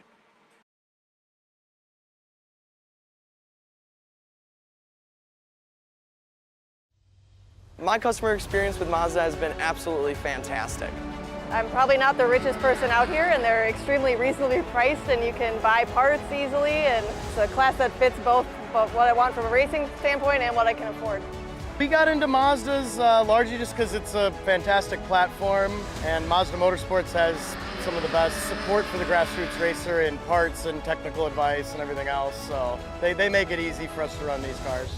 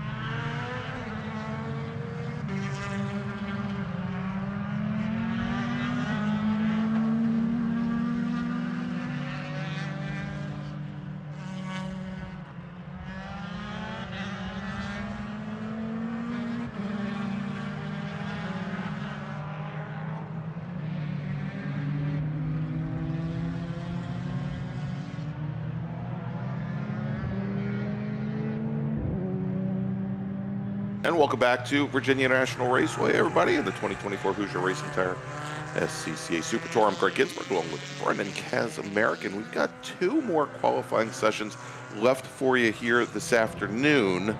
We've got this is our large open wheel group, and then we're going to finish up the afternoon with our production category classes, as well as the ever popular B-Spec. Make sure to join us tomorrow morning. We're going to be going on air at around 8:30 tomorrow morning. We're going to wrap up qualifying with 3 sessions, and then we're going to have 8 sprint races throughout the day. And Brendan, you know, this open wheel group that's heading out on track right now, very heavily loaded with what should be a very strong FE2 field this weekend. Yeah, something to be really excited about. I love the FE2 cars. Back in the day, you know, when you're still dreaming of getting behind the wheel of a race car, and of course you always can, but at the time I was super into Formula cars, and FE2 just seemed, at the time it was FE. Even now that I think about it, yeah. Such a great platform to get you know, young drivers or new open wheel drivers into the category. Now obviously it's seen an evolution, and FE2 is as strong as it's ever been, making up the majority of our pack here this weekend. A couple of P2 cars on the grid. I think we've got 3 P2s. We've got the Shermanator, Sherman Chow. Yeah, Michael Moulton and AJ Snyder as well. Todd Vanacore is the lone P1 representative for the weekend. That car will absolutely rip around the 3.27 miles of VIR. Yeah, indeed. And Vanacore is our reigning national champion in the class. Yeah. And we should see him probably doing a good couple seconds on the rest of the field here. Our fastest FE2 racer in qualifying was Russ Turner out of Montpelier, Virginia. And with Paul Schneider out of Charlotte, North Carolina, second fastest. And then I believe third fastest Jim Lebecco, who's from Salon, Ohio, out here as well. But all pretty closely matched in what was still a fairly cool morning. Actually, looking at about 9/10 separating Turner from Schneider. Turner taking the, I think, the national championship here in FE2 2 years ago. And then Jim Lebecco third fastest, but we already have a local caution out at turn number 1. And we're trying to get a bead on the driver that may have brought that out, whether or not he has continued. Still waiting to hear the call from no number yet. Race control. Easy to do. You get yourself another car off there in turn.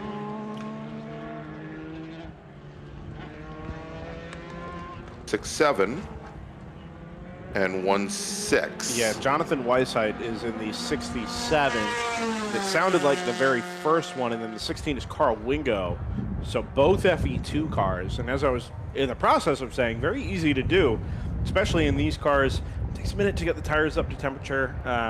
You've got half a lap tops to build some temperature, and really that's all in a straight line because it's the run from 12 down through the exit of Hogpen. So if you sail it off into turn number 1, cold brakes, cold tires, you've really got to give yourself the extra lap before you attack a qualifying run. Yeah, indeed. And that portion of the course also, the braking zone in the turn 1 has been polished down so much over the years. It is pretty slick there, and there's a big tendency for folks to get into the brake pedal maybe a little bit later than they should, especially early on in the session. And if you get it wrong there, whether you outbrake yourself. To the hog pen, Greg. Wow, sorry. Yeah, no, it's okay. The waving yellow there. So that car has actually re-entered the course there outside of our camera shot. And that is the 98 machine. That's Jim Lebecco, who was our third fastest driver in practice this morning, who goes off there. But I was going to say is if you outbrake yourself going in the 1, and this is so common on race starts to be 2 wide or 3 wide there, and you're on the outside, if you find yourself off the pavement, that is a section of the track where, much like we talked earlier about turn 5, where that grass just falls away. Yeah. And especially if it's a little bit damp, it is so hard in a Formula car with almost no ground clearance, even touring cars, to get that machine back up to the pavement. That's a big part of the reason we don't have a camera on the outside of turn 1 there. It's because the road, the runoff there, is off camber. And even if you were to get up to the top of where the catch fence is, you'd still be below the grade of the circuit and wouldn't actually be able to see anything. So we've taken a few complaints about that over the years, but there's really not much we can do without some proper heavy lifting equipment down there at turns 1 and 2. It is a great braking zone and a great opportunity for passing. But as you were just saying, you've got to get it right. And the road isn't as level as it maybe looks there, right? You've got a little compression in the middle of the braking zone. Obviously, you're braking very, very late in these cars. And it's not just a sharp entry to the corner. The radius begins as a fairly open entry to the corner, tightens up in the middle, and then opens up again on the exit as you exit one and go into transition into turn number 2. So picking out your braking point, picking out your turn-in point, and how much trail braking the car will accept on the way into the corner, especially when you're wheel-to-wheel with somebody, is not the easiest sort of real-time computation to make in your head. Yeah, and you certainly do see issues very frequently there down at turn number 1 just for that reason. Yeah, and I'll tell you, we just saw it. What an amazing shot as drivers are coming up through South Bend and then dropping back down to set up for Oak Tree. One of our 3 P2 machines, and I think it was Michael Moulton, who's currently our fastest driver in the class, in the number 44 machine, saw how loose he got coming out of South Bend, and then additionally had to do some correction for for an FE2 that was dead ahead of him, and just great recovery there. Certainly going to probably throw away that lap as a fast lap here, but well, I'll tell you what, he actually turned in a new personal best, and he's currently sitting almost 9.5 seconds up on the rest of the P2 field.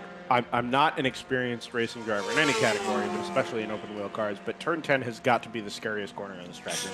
Yeah, definitely. It's so fast. It's fast, and that one is a blind exit, and you just kind of have to go on faith and pray that you don't turn in too early, because we know what happens when you turn in early there. And you've got to have the wheel straightened out as soon as you get off the exit of the corner, because the road drops away so strongly and so suddenly, right? If you've got too much input in the front tires in any car, really, it will carry on to the left, or it'll hook the other way and spin off to driver's right.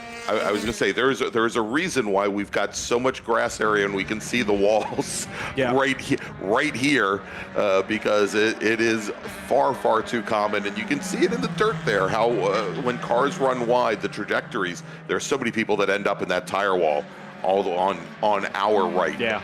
And you see, I mean, you can see the dirt right on the backside of the curb. That's not intentional. There's no reason to have that much, bare clay on the backside of the curb, but it's so easy to drop wheels. The Formula cars can't really handle that, right? No. The curbs are very, very aggressive on the exits of some of these corners. So you've got to be mindful of that in any of the open wheel cars, anything that runs really low to the ground like these cars do. But even in our closed wheel groups and our tin tops, very, very common and very easy to drop wheels on the backside there. Turn number 10. Obviously, if you're in the middle of a fight as well, in racing conditions, 11 is like fantastic braking zone and passing opportunity. Oh my gosh, yes. So you're defending actively as you're going through turn 10 to set yourself up for 11 as well, not to be taken advantage of up the inside. It's again one of the great sequences of corners in American motorsport. Well, and you can see here, when this track was repaved a number of years ago, there were certain corners where they expanded and extended and widened the curbing, primarily because so many drivers were using so much grass on exit, and those are places like the exit of South Bend is one of them. The exit of NASCAR, where we saw those Formula Vs have their issues early on today. It's also the exit of Oak Tree, and it's simply because that's where these drivers always end up as they try and widen things out.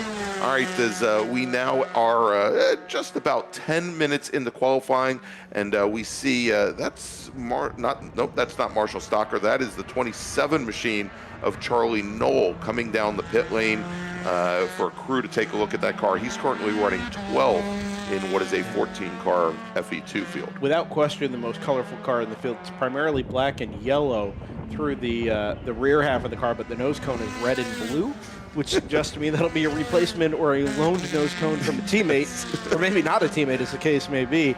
That is an Alliance Autosport car, actually.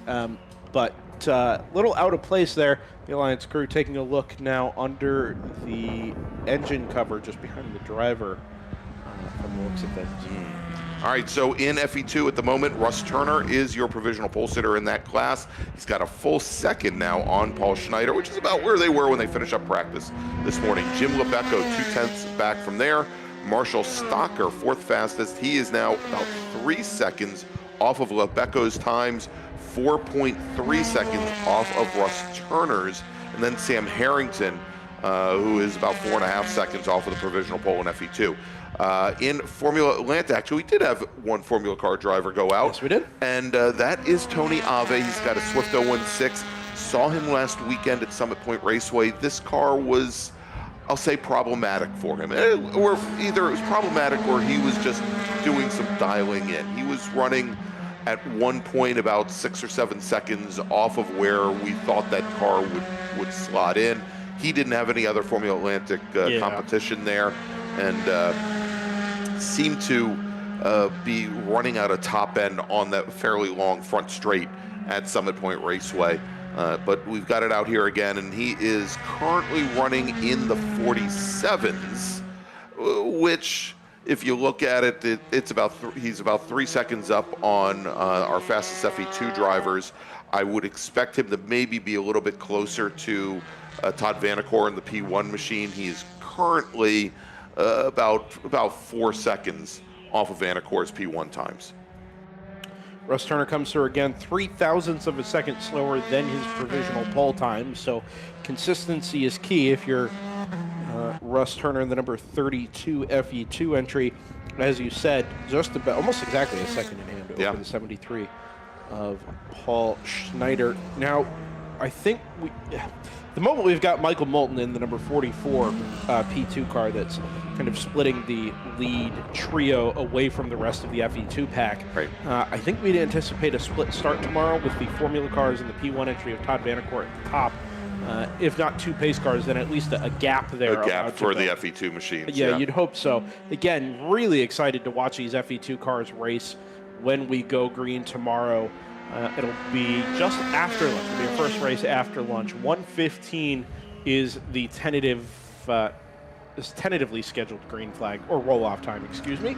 All right, and just as quickly as I mentioned, Tony Ave being out on track, he's put in 5 flying laps. He's coming down the pit lane now, and just got word that he's taking his Swift back behind the wall. And right now, that is the second fastest machine to put in a time this session. All right, so Brendan, we're a little bit past halfway. Why don't we do this? Let's make another call to the grid for our next group. And we're going to do the first call to the grid for our next group, and we'll take a quick break. Attention in the paddock. Attention in the paddock. B-Spec, E-Production, F-Production, H-Production, and GT Light racers, please head to the grid.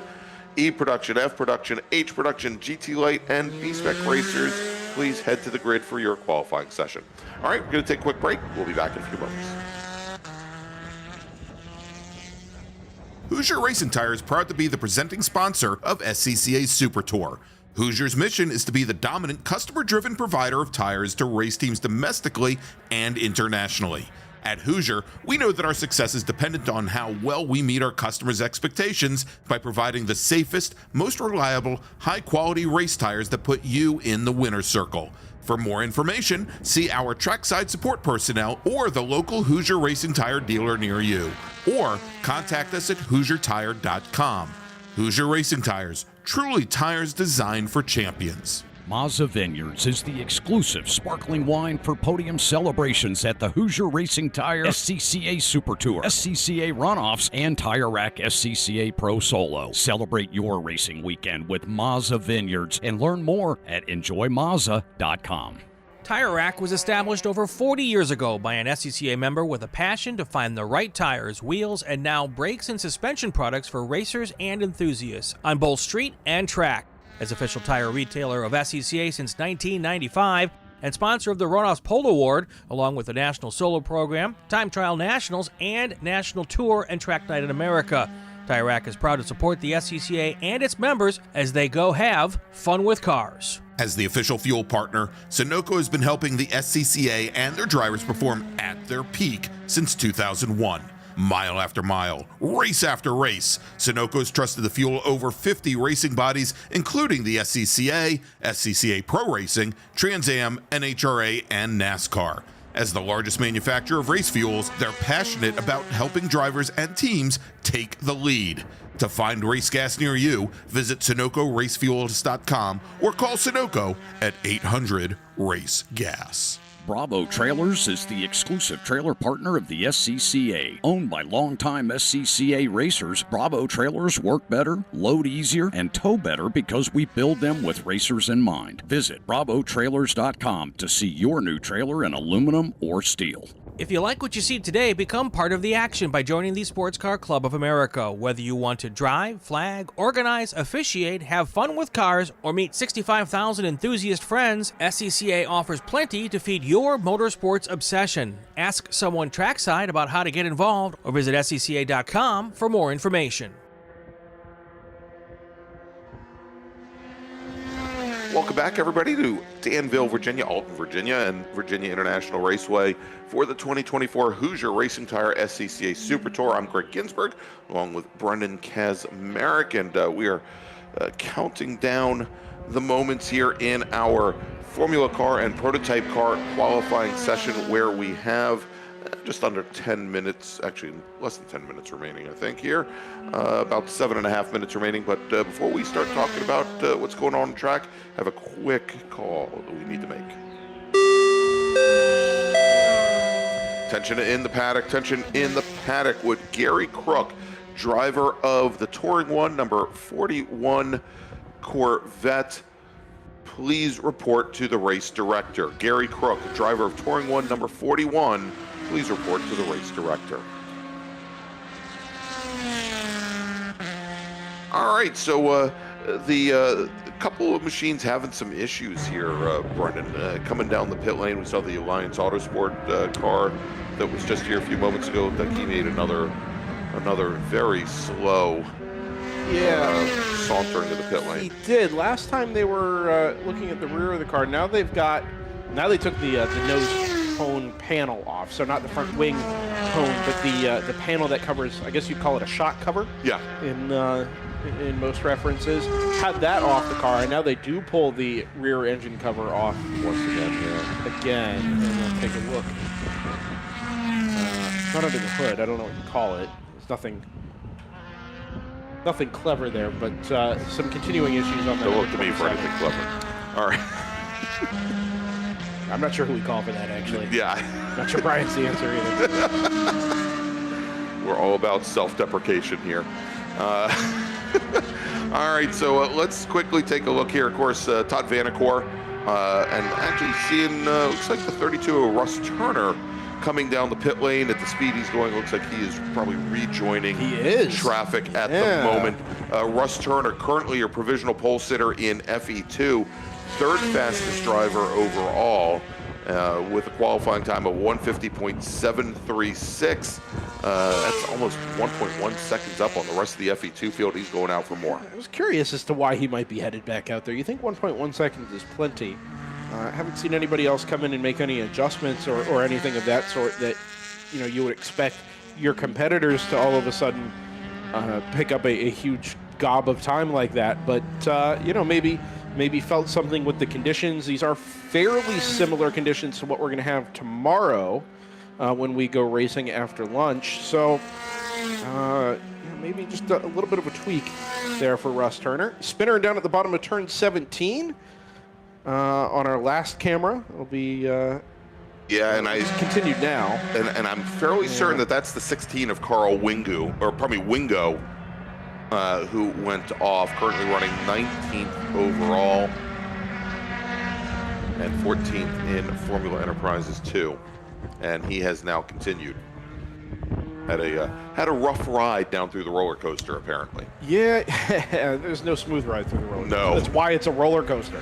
That's right. But in particular, these Formula cars, again, you're so on the limit of adhesion there through turn 17. You kind of chuck it over the drop-off at turn 17 proper and then hope that you're not going to run out of road on drivers left. And if you're anywhere near the limit on a qualifying lap, very, very easy to have that car snap around. We saw it very early on, actually. That's right. Watching our multi-view up here. Just the tiniest twitch can have pretty significant consequences in cars Say a like these. little twitch, maybe get a little bit of the apex curbing there at hog pen to lift up the inside rear wheel, all with very much the same effect. And if you get to that grass, you'll just slide a long way. I know there's nothing to compare between them, but when you watch the B-Spec cars come out in our next qualifying group here in about 5 minutes or so, you will see the exact opposite of that, where they're going to take every inch of curbing on the apex and try and open that radius up at 17. As long as they don't end up in the Dan River, they're good. No, that's true. Although I've seen some try. I saw years ago during the old Charge of the Headlight Brigade, 13-hour enduro. I used to race it in an Did ITB you car. really? Absolutely. I saw a Miata clip the tire wall on driver's left there at the exit of 17, roll over, and then drive itself into pit lane, came back an hour and a half later, like nothing ever happened. Other than the fact that the roof was beat in because it had been upside down. Right. Yeah, otherwise you couldn't tell. Hey, as long as they didn't have to take the front window out, which means that the rear window would blow out eventually. Right. Yeah, no reason. No, I actually, funny you should mention, Morgan Burkhardt's parents, Beth and John. I used to share a car with them, an ITB CRX that we'd race here. Had a great SCCA road racer, Christine Fox, is one of our partners. Roger Troxel, Martin Burke as well. Whole cast of characters that we had swapping in and out of seats in that car. One of my favorite memories from that event, we had a black flag all situation. They paraded, 45 cars up the pit lane entry. They all got there except one Miata at the back, and we were stationed down at turn 17. And it was me and another guy roughly my size, maybe a little bigger than me, and a girl who was, maybe 110 pounds soaking wet, something like that. So they sent the two big guys to go push this Miata uphill. Like 100 yards into the pit lane. Great. There was no rush, so we got it there, but it was not graceful. It was not pretty. So my best and worst memory was I was on a stint. We were just short of, I think, 2.5 hours that I was in the CRX. And friends of ours were driving an ITA Honda Civic. They were having some lighting issues, and we shared a pit stall. And I'm like going, can I come in? Can I come in? And my crew gave me the Days of Thunder answer. Can't come in. Can't come in. We're eating ice cream. And that event was in October, so that's a bold decision anyway. Yes, exactly. Exactly. Oh, it was horrible. I was dehydrated. I couldn't keep that car out on track any longer. Real quick here, as we've got just about a minute left in qualifying, let me make a final call to the grid for our next race. Attention in the paddock. Final call to the grid for race group number 5. E production, F production, H production, GT Light, and B spec. Please head to the grid. Race group number 5. E production, F production, H production, GT Light, and B spec racers, please head to the grid. All right, looks like the 21 machine coming down the pit lane now. Gonna call it a day. That is Marshall Stocker. Shouts to Marshall for that paint scheme, by the way. Very evocative of the late 90s Benetton liveries. If the we could light get blue and the upside down Play Life sticker on the side pods, FedEx logo there. Listen, other couriers are available, by the way. But get that Play Life logo. I don't think they're around anymore. Just slap that right on the side of the FE2. Oh, we got a car in the tire wall up the exit of Oak Tree here, Greg. Yeah, and that's going to bring out a local caution here. Only about 10 seconds remaining on the clock, but obviously going to affect people in their last flying laps. And that is going to bring the checker out. We'll try and get a number on that car here momentarily. Yeah, it looks yellow and black, which we do have. I think we've got a P2. It's... That's the car to see. Yeah, that's the car to see the checker.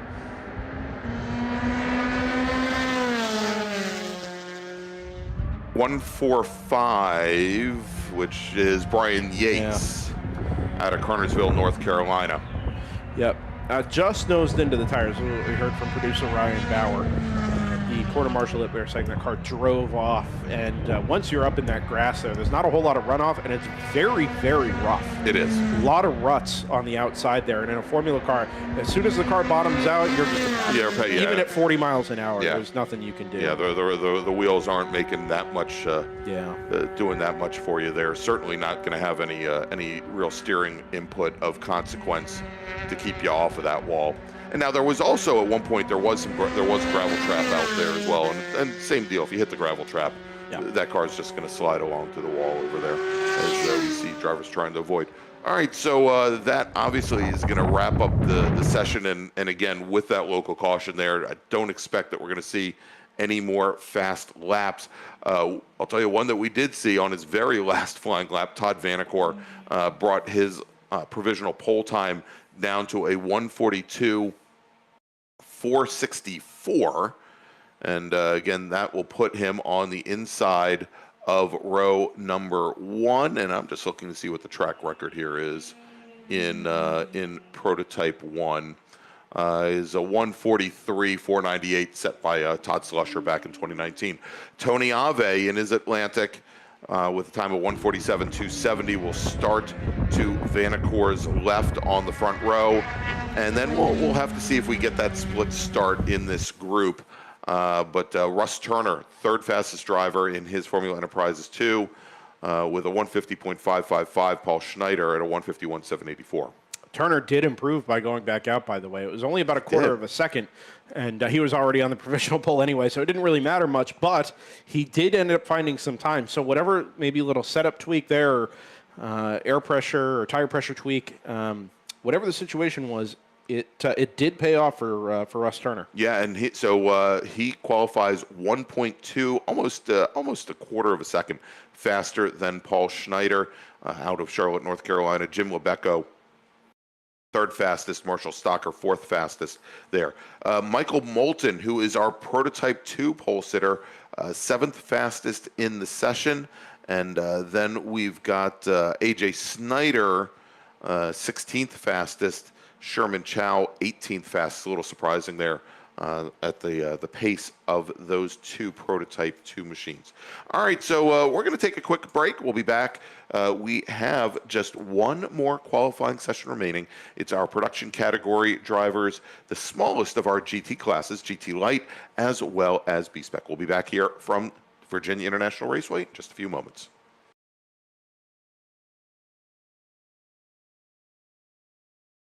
Hoosier Racing Tire is proud to be the presenting sponsor of SCCA Super Tour.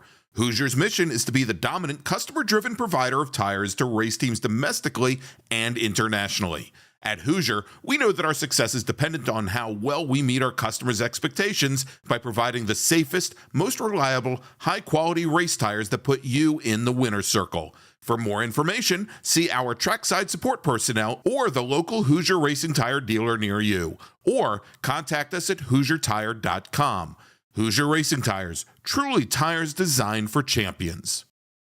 For over 25 years, championship-winning drivers and teams have demanded Hawk Performance Motorsports brake pads. Now you can have their advanced technology on your daily car, truck, or SUV with Hawk Performance Street products. With the improved HP Plus pad for the hybrid street and track feel, or Super Duty pads for tow vehicles, their all-new ER brake pad designed to take on even the longest race, and their all-new high-performance brake fluid. Hawk has all your braking needs covered. Visit hawkperformance.com and like them on Facebook or Instagram to learn more about the Hawk Performance Advantage. Hawk Performance, what's stopping you? Tire Rack was established over 40 years ago by an SCCA member with a passion to find the right tires, wheels, and now brakes and suspension products for racers and enthusiasts on both street and track. As official tire retailer of SCCA since 1995 and sponsor the Runoffs Pole Award, along with the National Solo Program, Time Trials Nationals and National Tour, and Track Night in America, Tire Rack is proud to support the SCCA and its members as they go have fun with cars. Mazza Vineyards is the exclusive sparkling wine for podium celebrations at the Hoosier Racing Tire SCCA Super Tour, SCCA Runoffs, and Tire Rack SCCA Pro Solo. Celebrate your racing weekend with Mazza Vineyards and learn more at enjoymazza.com. Get more bang for your buck at summitracing.com. Choose from millions of in-stock parts from over 1,500 name brands. Parts for racing, street performance, trucks, plus tools, accessories, and more. Shop anytime, anywhere with the Summit Racing app. Hoosier Racing Tire is proud to be the presenting sponsor of SCCA Super Tour. Hoosier's mission is to be the dominant customer-driven provider of tires to race teams domestically and internationally. At Hoosier, we know that our success is dependent on how well we meet our customers' expectations by providing the safest, most reliable, high-quality race tires that put you in the winner's circle. For more information, see our trackside support personnel or the local Hoosier Racing Tire dealer near you, or contact us at HoosierTire.com. Hoosier Racing Tires, truly tires designed for champions.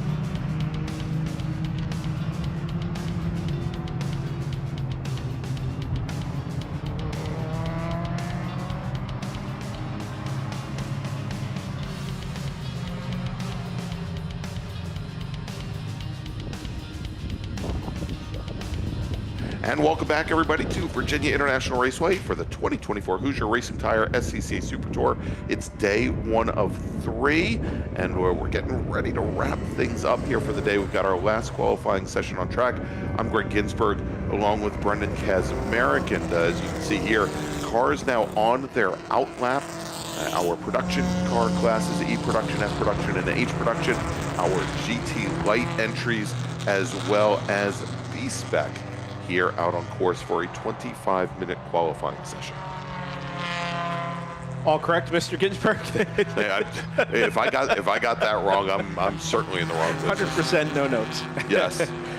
Finally wrapping the day up here. It's been a good start to the Super Tour weekend at VIR. 3 more qualifying sessions to come tomorrow morning. You and Mr. Brian Bielanski get to lead us off at 8:30 in the morning. And then we'll go racing right around 10:15 and kind of get the real action in. That's right. All right, so we've got cars, you can see them coming out of South Bend, still trying to get some heat in the tires. The racers, until they get to this section of the track right here, will see yellow flags, and then they will encounter a green flag on the starter stand, which is, I think, where our camera is mounted here, looking back at Oak Tree, and get back underway and start. So that way they don't waste an entire full lap for their outlap, but it does impact some of these drivers that have true slicks on their cars that maybe they don't get. And we saw this with the with some of our open wheel racers earlier, that they don't necessarily get all the heat that they need into the tires going into turn 1 for the first line. I merely present this as an observation. I have no, again, real world experience here, but yes, you're not quote unquote wasting the whole outlap in trying to get tires up to temperature. But not having the full lap to put energy into the tires in a meaningful way means you're only getting a little bit of temperature and pressure on the half lap that you do have, and so you need to spend the next whole lap building temperature and pressure, right? So in a way, yes, and it's clearly the safer option, right, is not to throw cars with, cold tires, cold brakes, cold everything out into the first half of VIR and let them have at it. But at the same time, it does take longer than just that half lap to get your car into the right operating window. I mean, we saw it in the last session, even the cars with a ton of downforce and that will take large amounts of energy and load into the tires took 2-3 laps to get them ready to rock here. And so, we'll see here, again, the majority of the production cars and the GT light cars, they're going to be on some either cantilevered or radial slicks that do take usually maybe 2 laps around here, where the driver is working pretty hard to put heat into them to come up to temperature. The DOT tires, the spec Goodyear tires that our V-spec racers are driving, definitely won't take that long. They may not fully be up to temp by the time they get into turn 1, but I would suspect by the time they get to South Bend on their first flying lap, they probably got all the heat they need in there to start setting fast laps. And then you get all your brake temperature you need here at the end of the back straight, Madison Avenue, up over the crest where station 13 is, just off the left side of the camera, and then this long braking zone and the compression down into turn number 14. I'll be honest with you, Greg, on the sims, VIR isn't really my favorite place to race. Okay. But that long run down the back straightaway and daring yourself to go deeper and deeper and deeper on the brakes into turns 13 and 14 there is just wild. Absolutely. Even in an arcing braking zone, it's amazing how far you can push it. Well, and certainly I see it in the sim. When I race my CRX here, it was always because the IT CRX is braking challenge to begin with, especially towards the end of a race. But yes, it was how far could you get on the brakes without pushing it all the way off driver's left. Didn't even worry about the apex of 14 because I knew I was never going to hit it. But not with that attitude. Yeah, well, yeah, certainly. As long as I didn't hit the trees, I was good. Easier said than done, apparently. Well, yeah, there is that. It's tricky in a front-wheel drive car too. I'm sure there, right? The loading is very strange. Yeah. The track starts to kind of go off camber a little bit on the entrance there, and because you are bending the car in, at 13, and you really, and again, on a braking challenge car like the CRX, you really want the wheels to be as straight and have the car as flat as possible as you got in the braking zone, and that's one place where you can't do it. Yeah, it's a tricky one up there. It's a great passing zone, and I think we've got a great camera there to catch the action, especially the B-Spec cars we've got here this weekend. Only 3 of them, but again, it only takes 2 to make a race. Stuart Black, Josh Schmidt, and Rob Pekarczyk. Yeah, and we saw Stuart in we saw Stuart in the TA2, the GT2 car a little bit earlier. Josh Schmidt, who got his first podium, not only podium finish, but I think win at Michelin Raceway Road Atlanta just a couple weeks ago.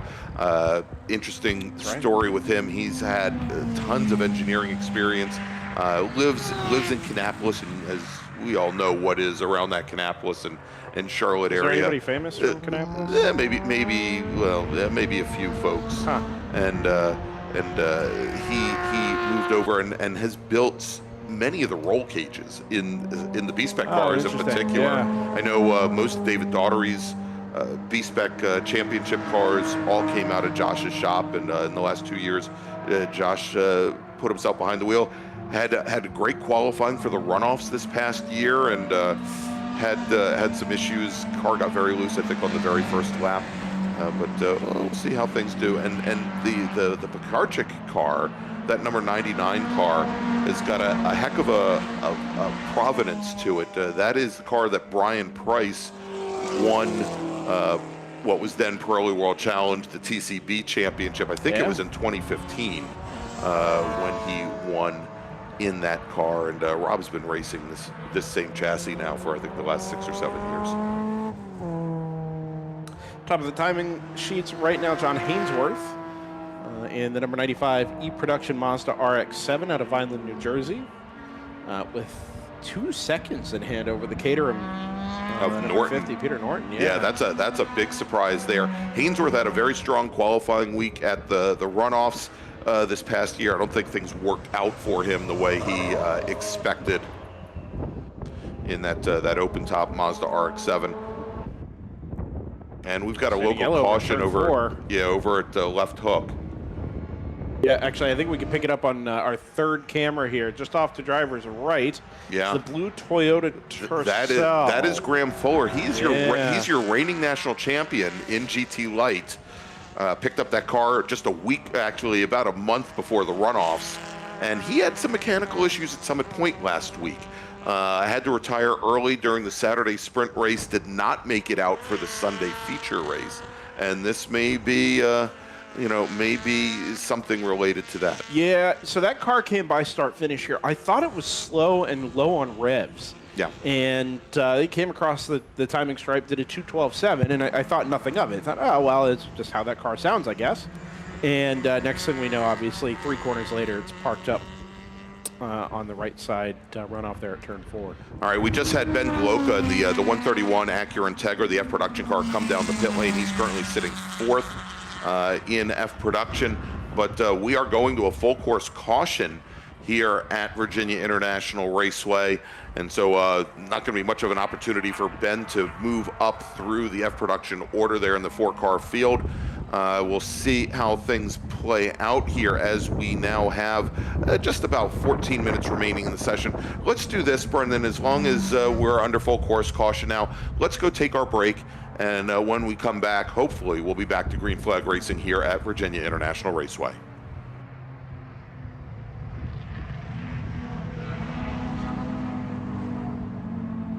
Hoosier Racing Tire is proud to be the presenting sponsor of SCCA Super Tour.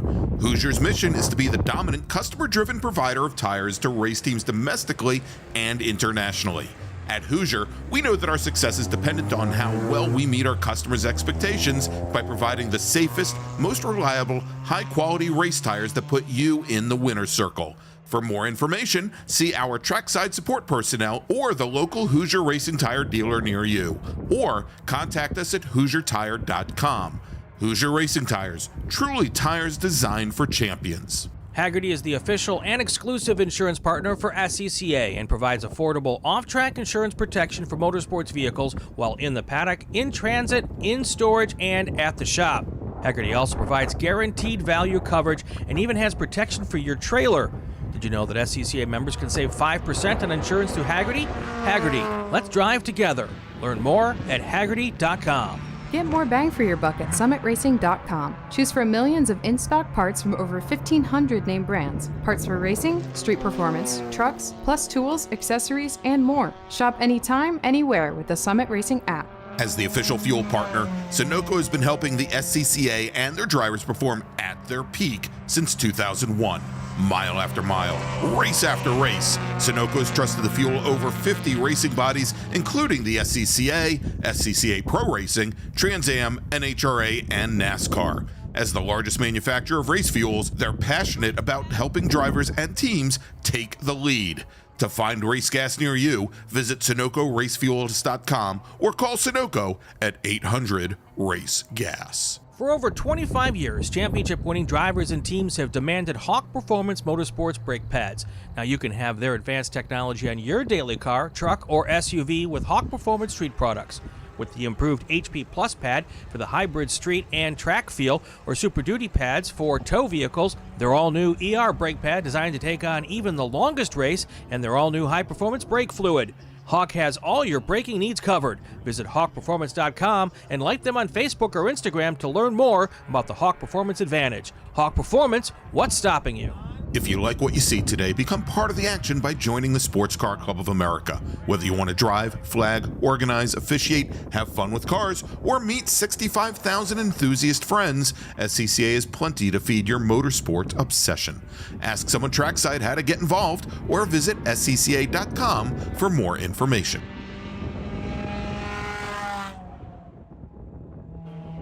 And welcome back, everybody, to Virginia International Raceway and the 2024 Hoosier Racing Tire SCCA Super Tour, where we are still under full course caution. But it sounds as though we've got things under control. I'm looking over at some of our other cameras over by turn 3, and looks like the Fuller machine has been removed. And hopefully we'll be going back to green flag qualifying this next time by. Still a lot of time on the clock. Yep, 11 minutes to the end of the day, and that's counting down to the next session. This will be the last of our opportunities for cars on course today, at least here at VIR. If you happen to be around the area and you would like more racing action, NASCAR Truck Series is in action up at Martinsville. That's about right. 55 minutes or so from here. And good friend Brian Donati, who joined us on the broadcast from here last year. He's there with his lovely wife. Right? Yeah, there to see Cam Waters, V8's Australian Supercars driver, making his American Circle Track racing debut. He's run some endurance stuff in the past, but we go run trucks up there at Martinsville tonight. So I'm not headed there, but it should be pretty cool. Back to green here at VIR in the meantime, Greg. there you go, green flag. You can see it there on the starter stand, back in the air, as we are now back underway. Taking a look here at, didn't even know that he was registered, but his car sticks out. I don't want to say his car sticks out like a sore thumb, but Peter Shadowin in that yellow CRX, who was jockeying for position as the green flag came out. He's the lead car that we just saw come into NASCAR there. He is currently third fastest in GT Light, behind James Gregorius and Graham Fuller, who just had that issue. Shadowin seventh fastest overall. Sorry. Yeah, they're talking about the 33 on the net here. It's Les Cheney in the F production. It's an Acura Integra for Jamie. It's an Acura Integra with a broken right rear suspension, Greg. That car is very much out of whack. Now, there's no obvious signs of impact to that car. It doesn't look like it's hit anything or been hit by anyone. Kind of looks like a failure. I mean, so those Integras, and that's a third-gen Acura Integra. It's the light blue car. They certainly, like a lot of other Hondas, somewhat prone to rear hub failures and more rear wheel bearing failures than anything else. We're seeing Doug Piner come down the pit lane right now. I think he's heading back to the paddock. Yeah, one of the things we talked about earlier was the curbing here at VIR. It's very aggressive. The serrated curbs on the backside of the initial sort of tabletop curb are really, really they are aggressive. A lot of sharp angles to them, and I wonder if maybe hitting some of those curves, too many of those curves with load still in the tires there, even at the rear, would be enough to do some damage to, as you say, an already pretty fragile system.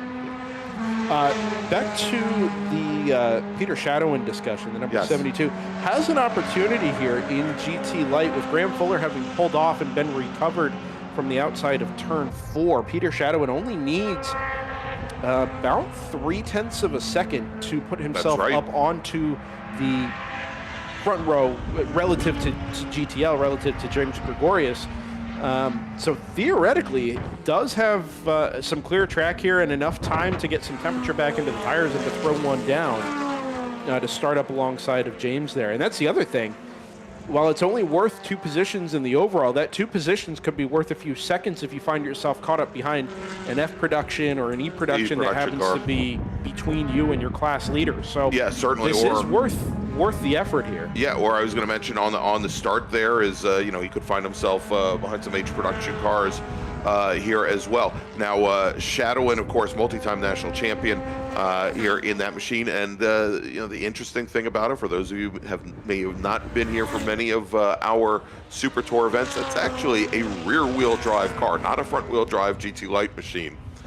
And you see there, good big-size rear wing on it. He did not reset a personal best the last time by on his 6th flying lap. We'll see how he does here as he comes up towards Oak Tree. Yeah, it's only the first flying lap after the restart, right? In quotes, restart. So maybe another lap or 2 required here to get temperature in. Remember, the car will be getting lighter all the time as well as it burns off the fuel load. So maybe this lap or the next one kind of serving as the prime opportunity to pick up those 3 to 4 tenths that he needs. All right, and as we look at some of our other classes, Robert Garrison had an 8.8 second advantage over Les Cheney.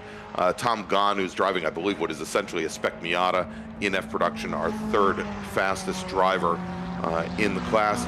Currently in B-Spec, Stuart Black with a 3/4 of a second advantage over Josh Schmidt, and about a full second over Rob McCartchuk. All right, so we've got Graham Fuller. He's coming out of the final corner, out of Oak Tree, or probably out of Hog Pen now, onto the front straight. Yep. Let's see how he does as he crosses the stripe and whether he improves. He does not improve. 2 tenths off. Yeah, on that 213 flat that he had run earlier. Finding it a little hard to find some time here. And we talked early when the day started, Brendan, about how cool the temps were here at the track. It hasn't warmed up much. We're still under 60 degrees Fahrenheit and a lot more clouds in the sky that have, and this may be part of the challenge here, is that with a little less sun beating down on this asphalt, just not seeing the grip that we had earlier. Also wanted to mention here, we've gotten word from management here at VIRginia International Raceway that once the track goes cold at the end of this qualifying session and any cleanup that may be required, we will have a track walk for our drivers and family and crew, and you will be allowed to walk the track and see all its little vagaries here until dark, until sundown here. No electric bikes or scooters, nothing motorized, no skateboards either. So basically bicycles and your own feet to get around the track here. Not that it needs to be said, but also no adult beverages on course either, which certainly impacts Mr. Ami, who is hanging over my shoulder right now. We don't have those at SCCA weekends. No, anymore, not at right, all. Greg? Yeah. Yeah, no. At our DC region driver school, it's not like we show the prospective students the beer flag so that they know. I've never seen this flag. No, and they automatically get failed for the course if they don't recognize what that means. There's no sense in sticking around for day 2 or 3 if you don't know what that flag means. All right.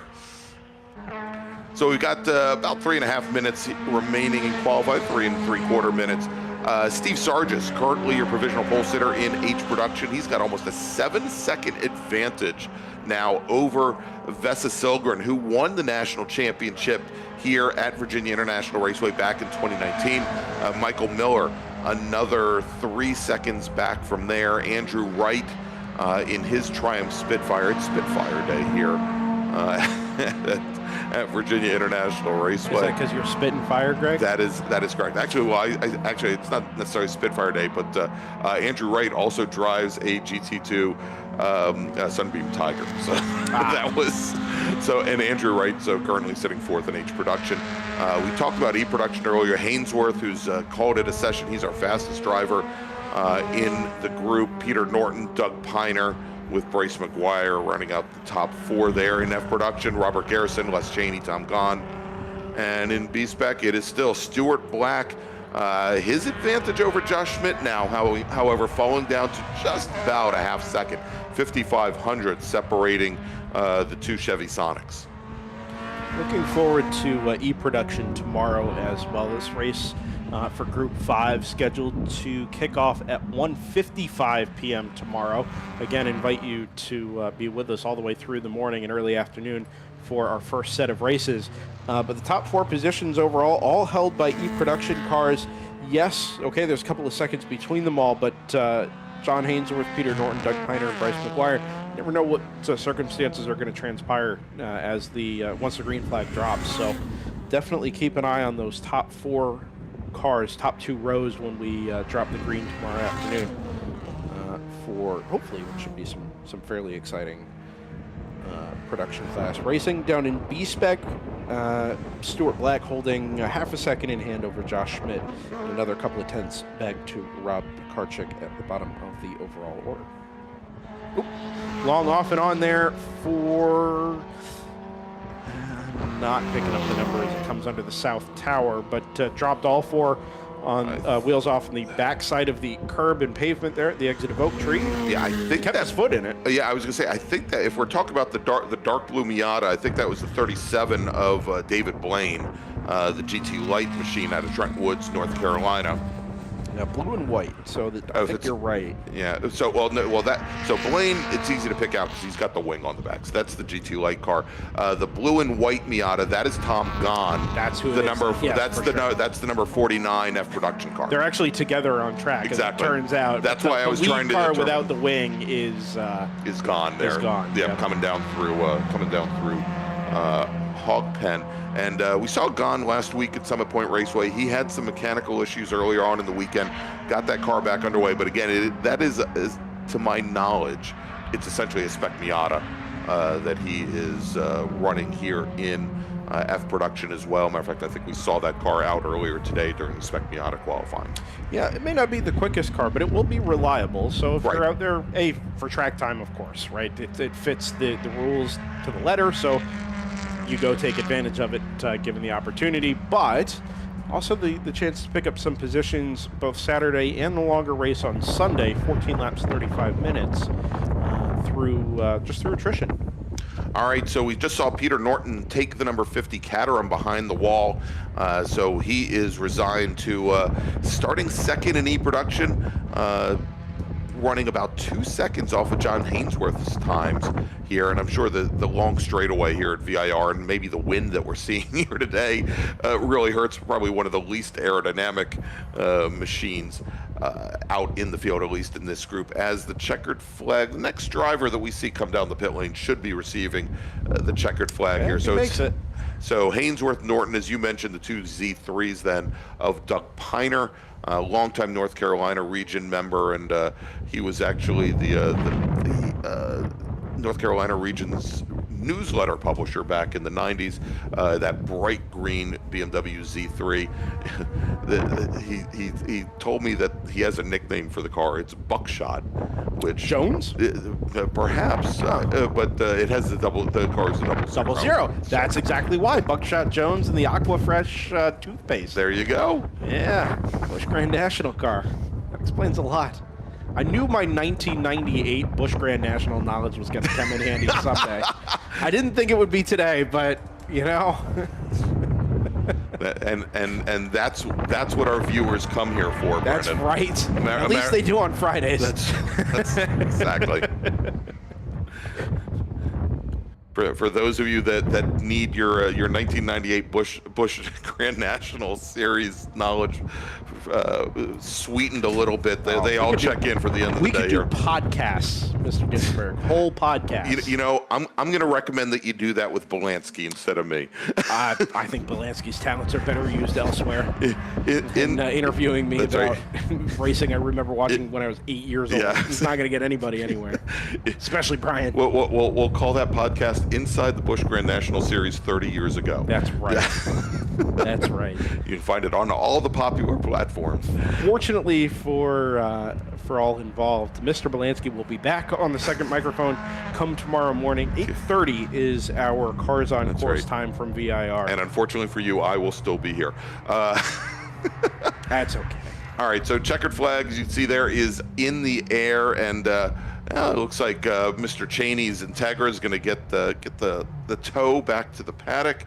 So we see him in the shot here. Let's take a look, as we've got a number of our drivers that had called off their last flying laps anyhow here.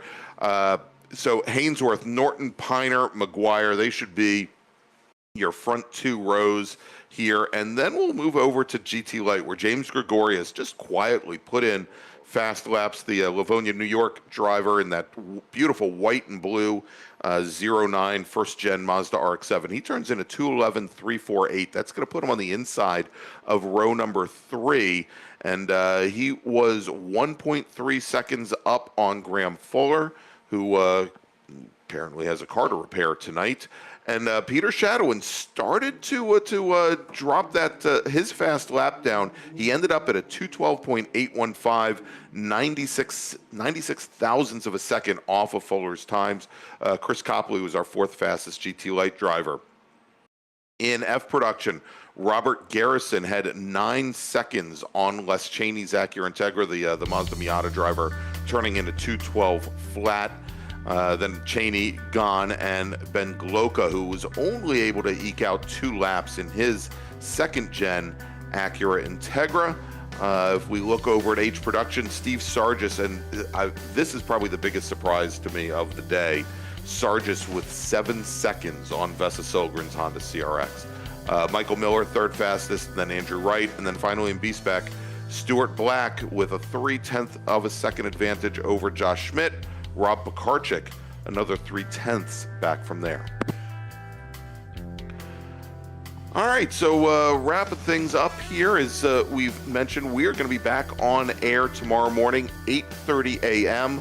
We're going to conclude qualifying. We've got 3 qualifying sessions in the morning, and then we go racing 8 sprint races throughout the day. First race, I want you to be here at 8:30 in the morning when we go on air for qualifying. But if you have to sleep in, or if you're like Mike Collins and have to watch the early Sports Center so you can find out about the Dodgers game, join us. Our first race should be starting right about 10:15 a.m. tomorrow. We're going to be starting things off with that very exciting Formula V race and Formula F and Formula 6, and then we go straight into Spec Miata.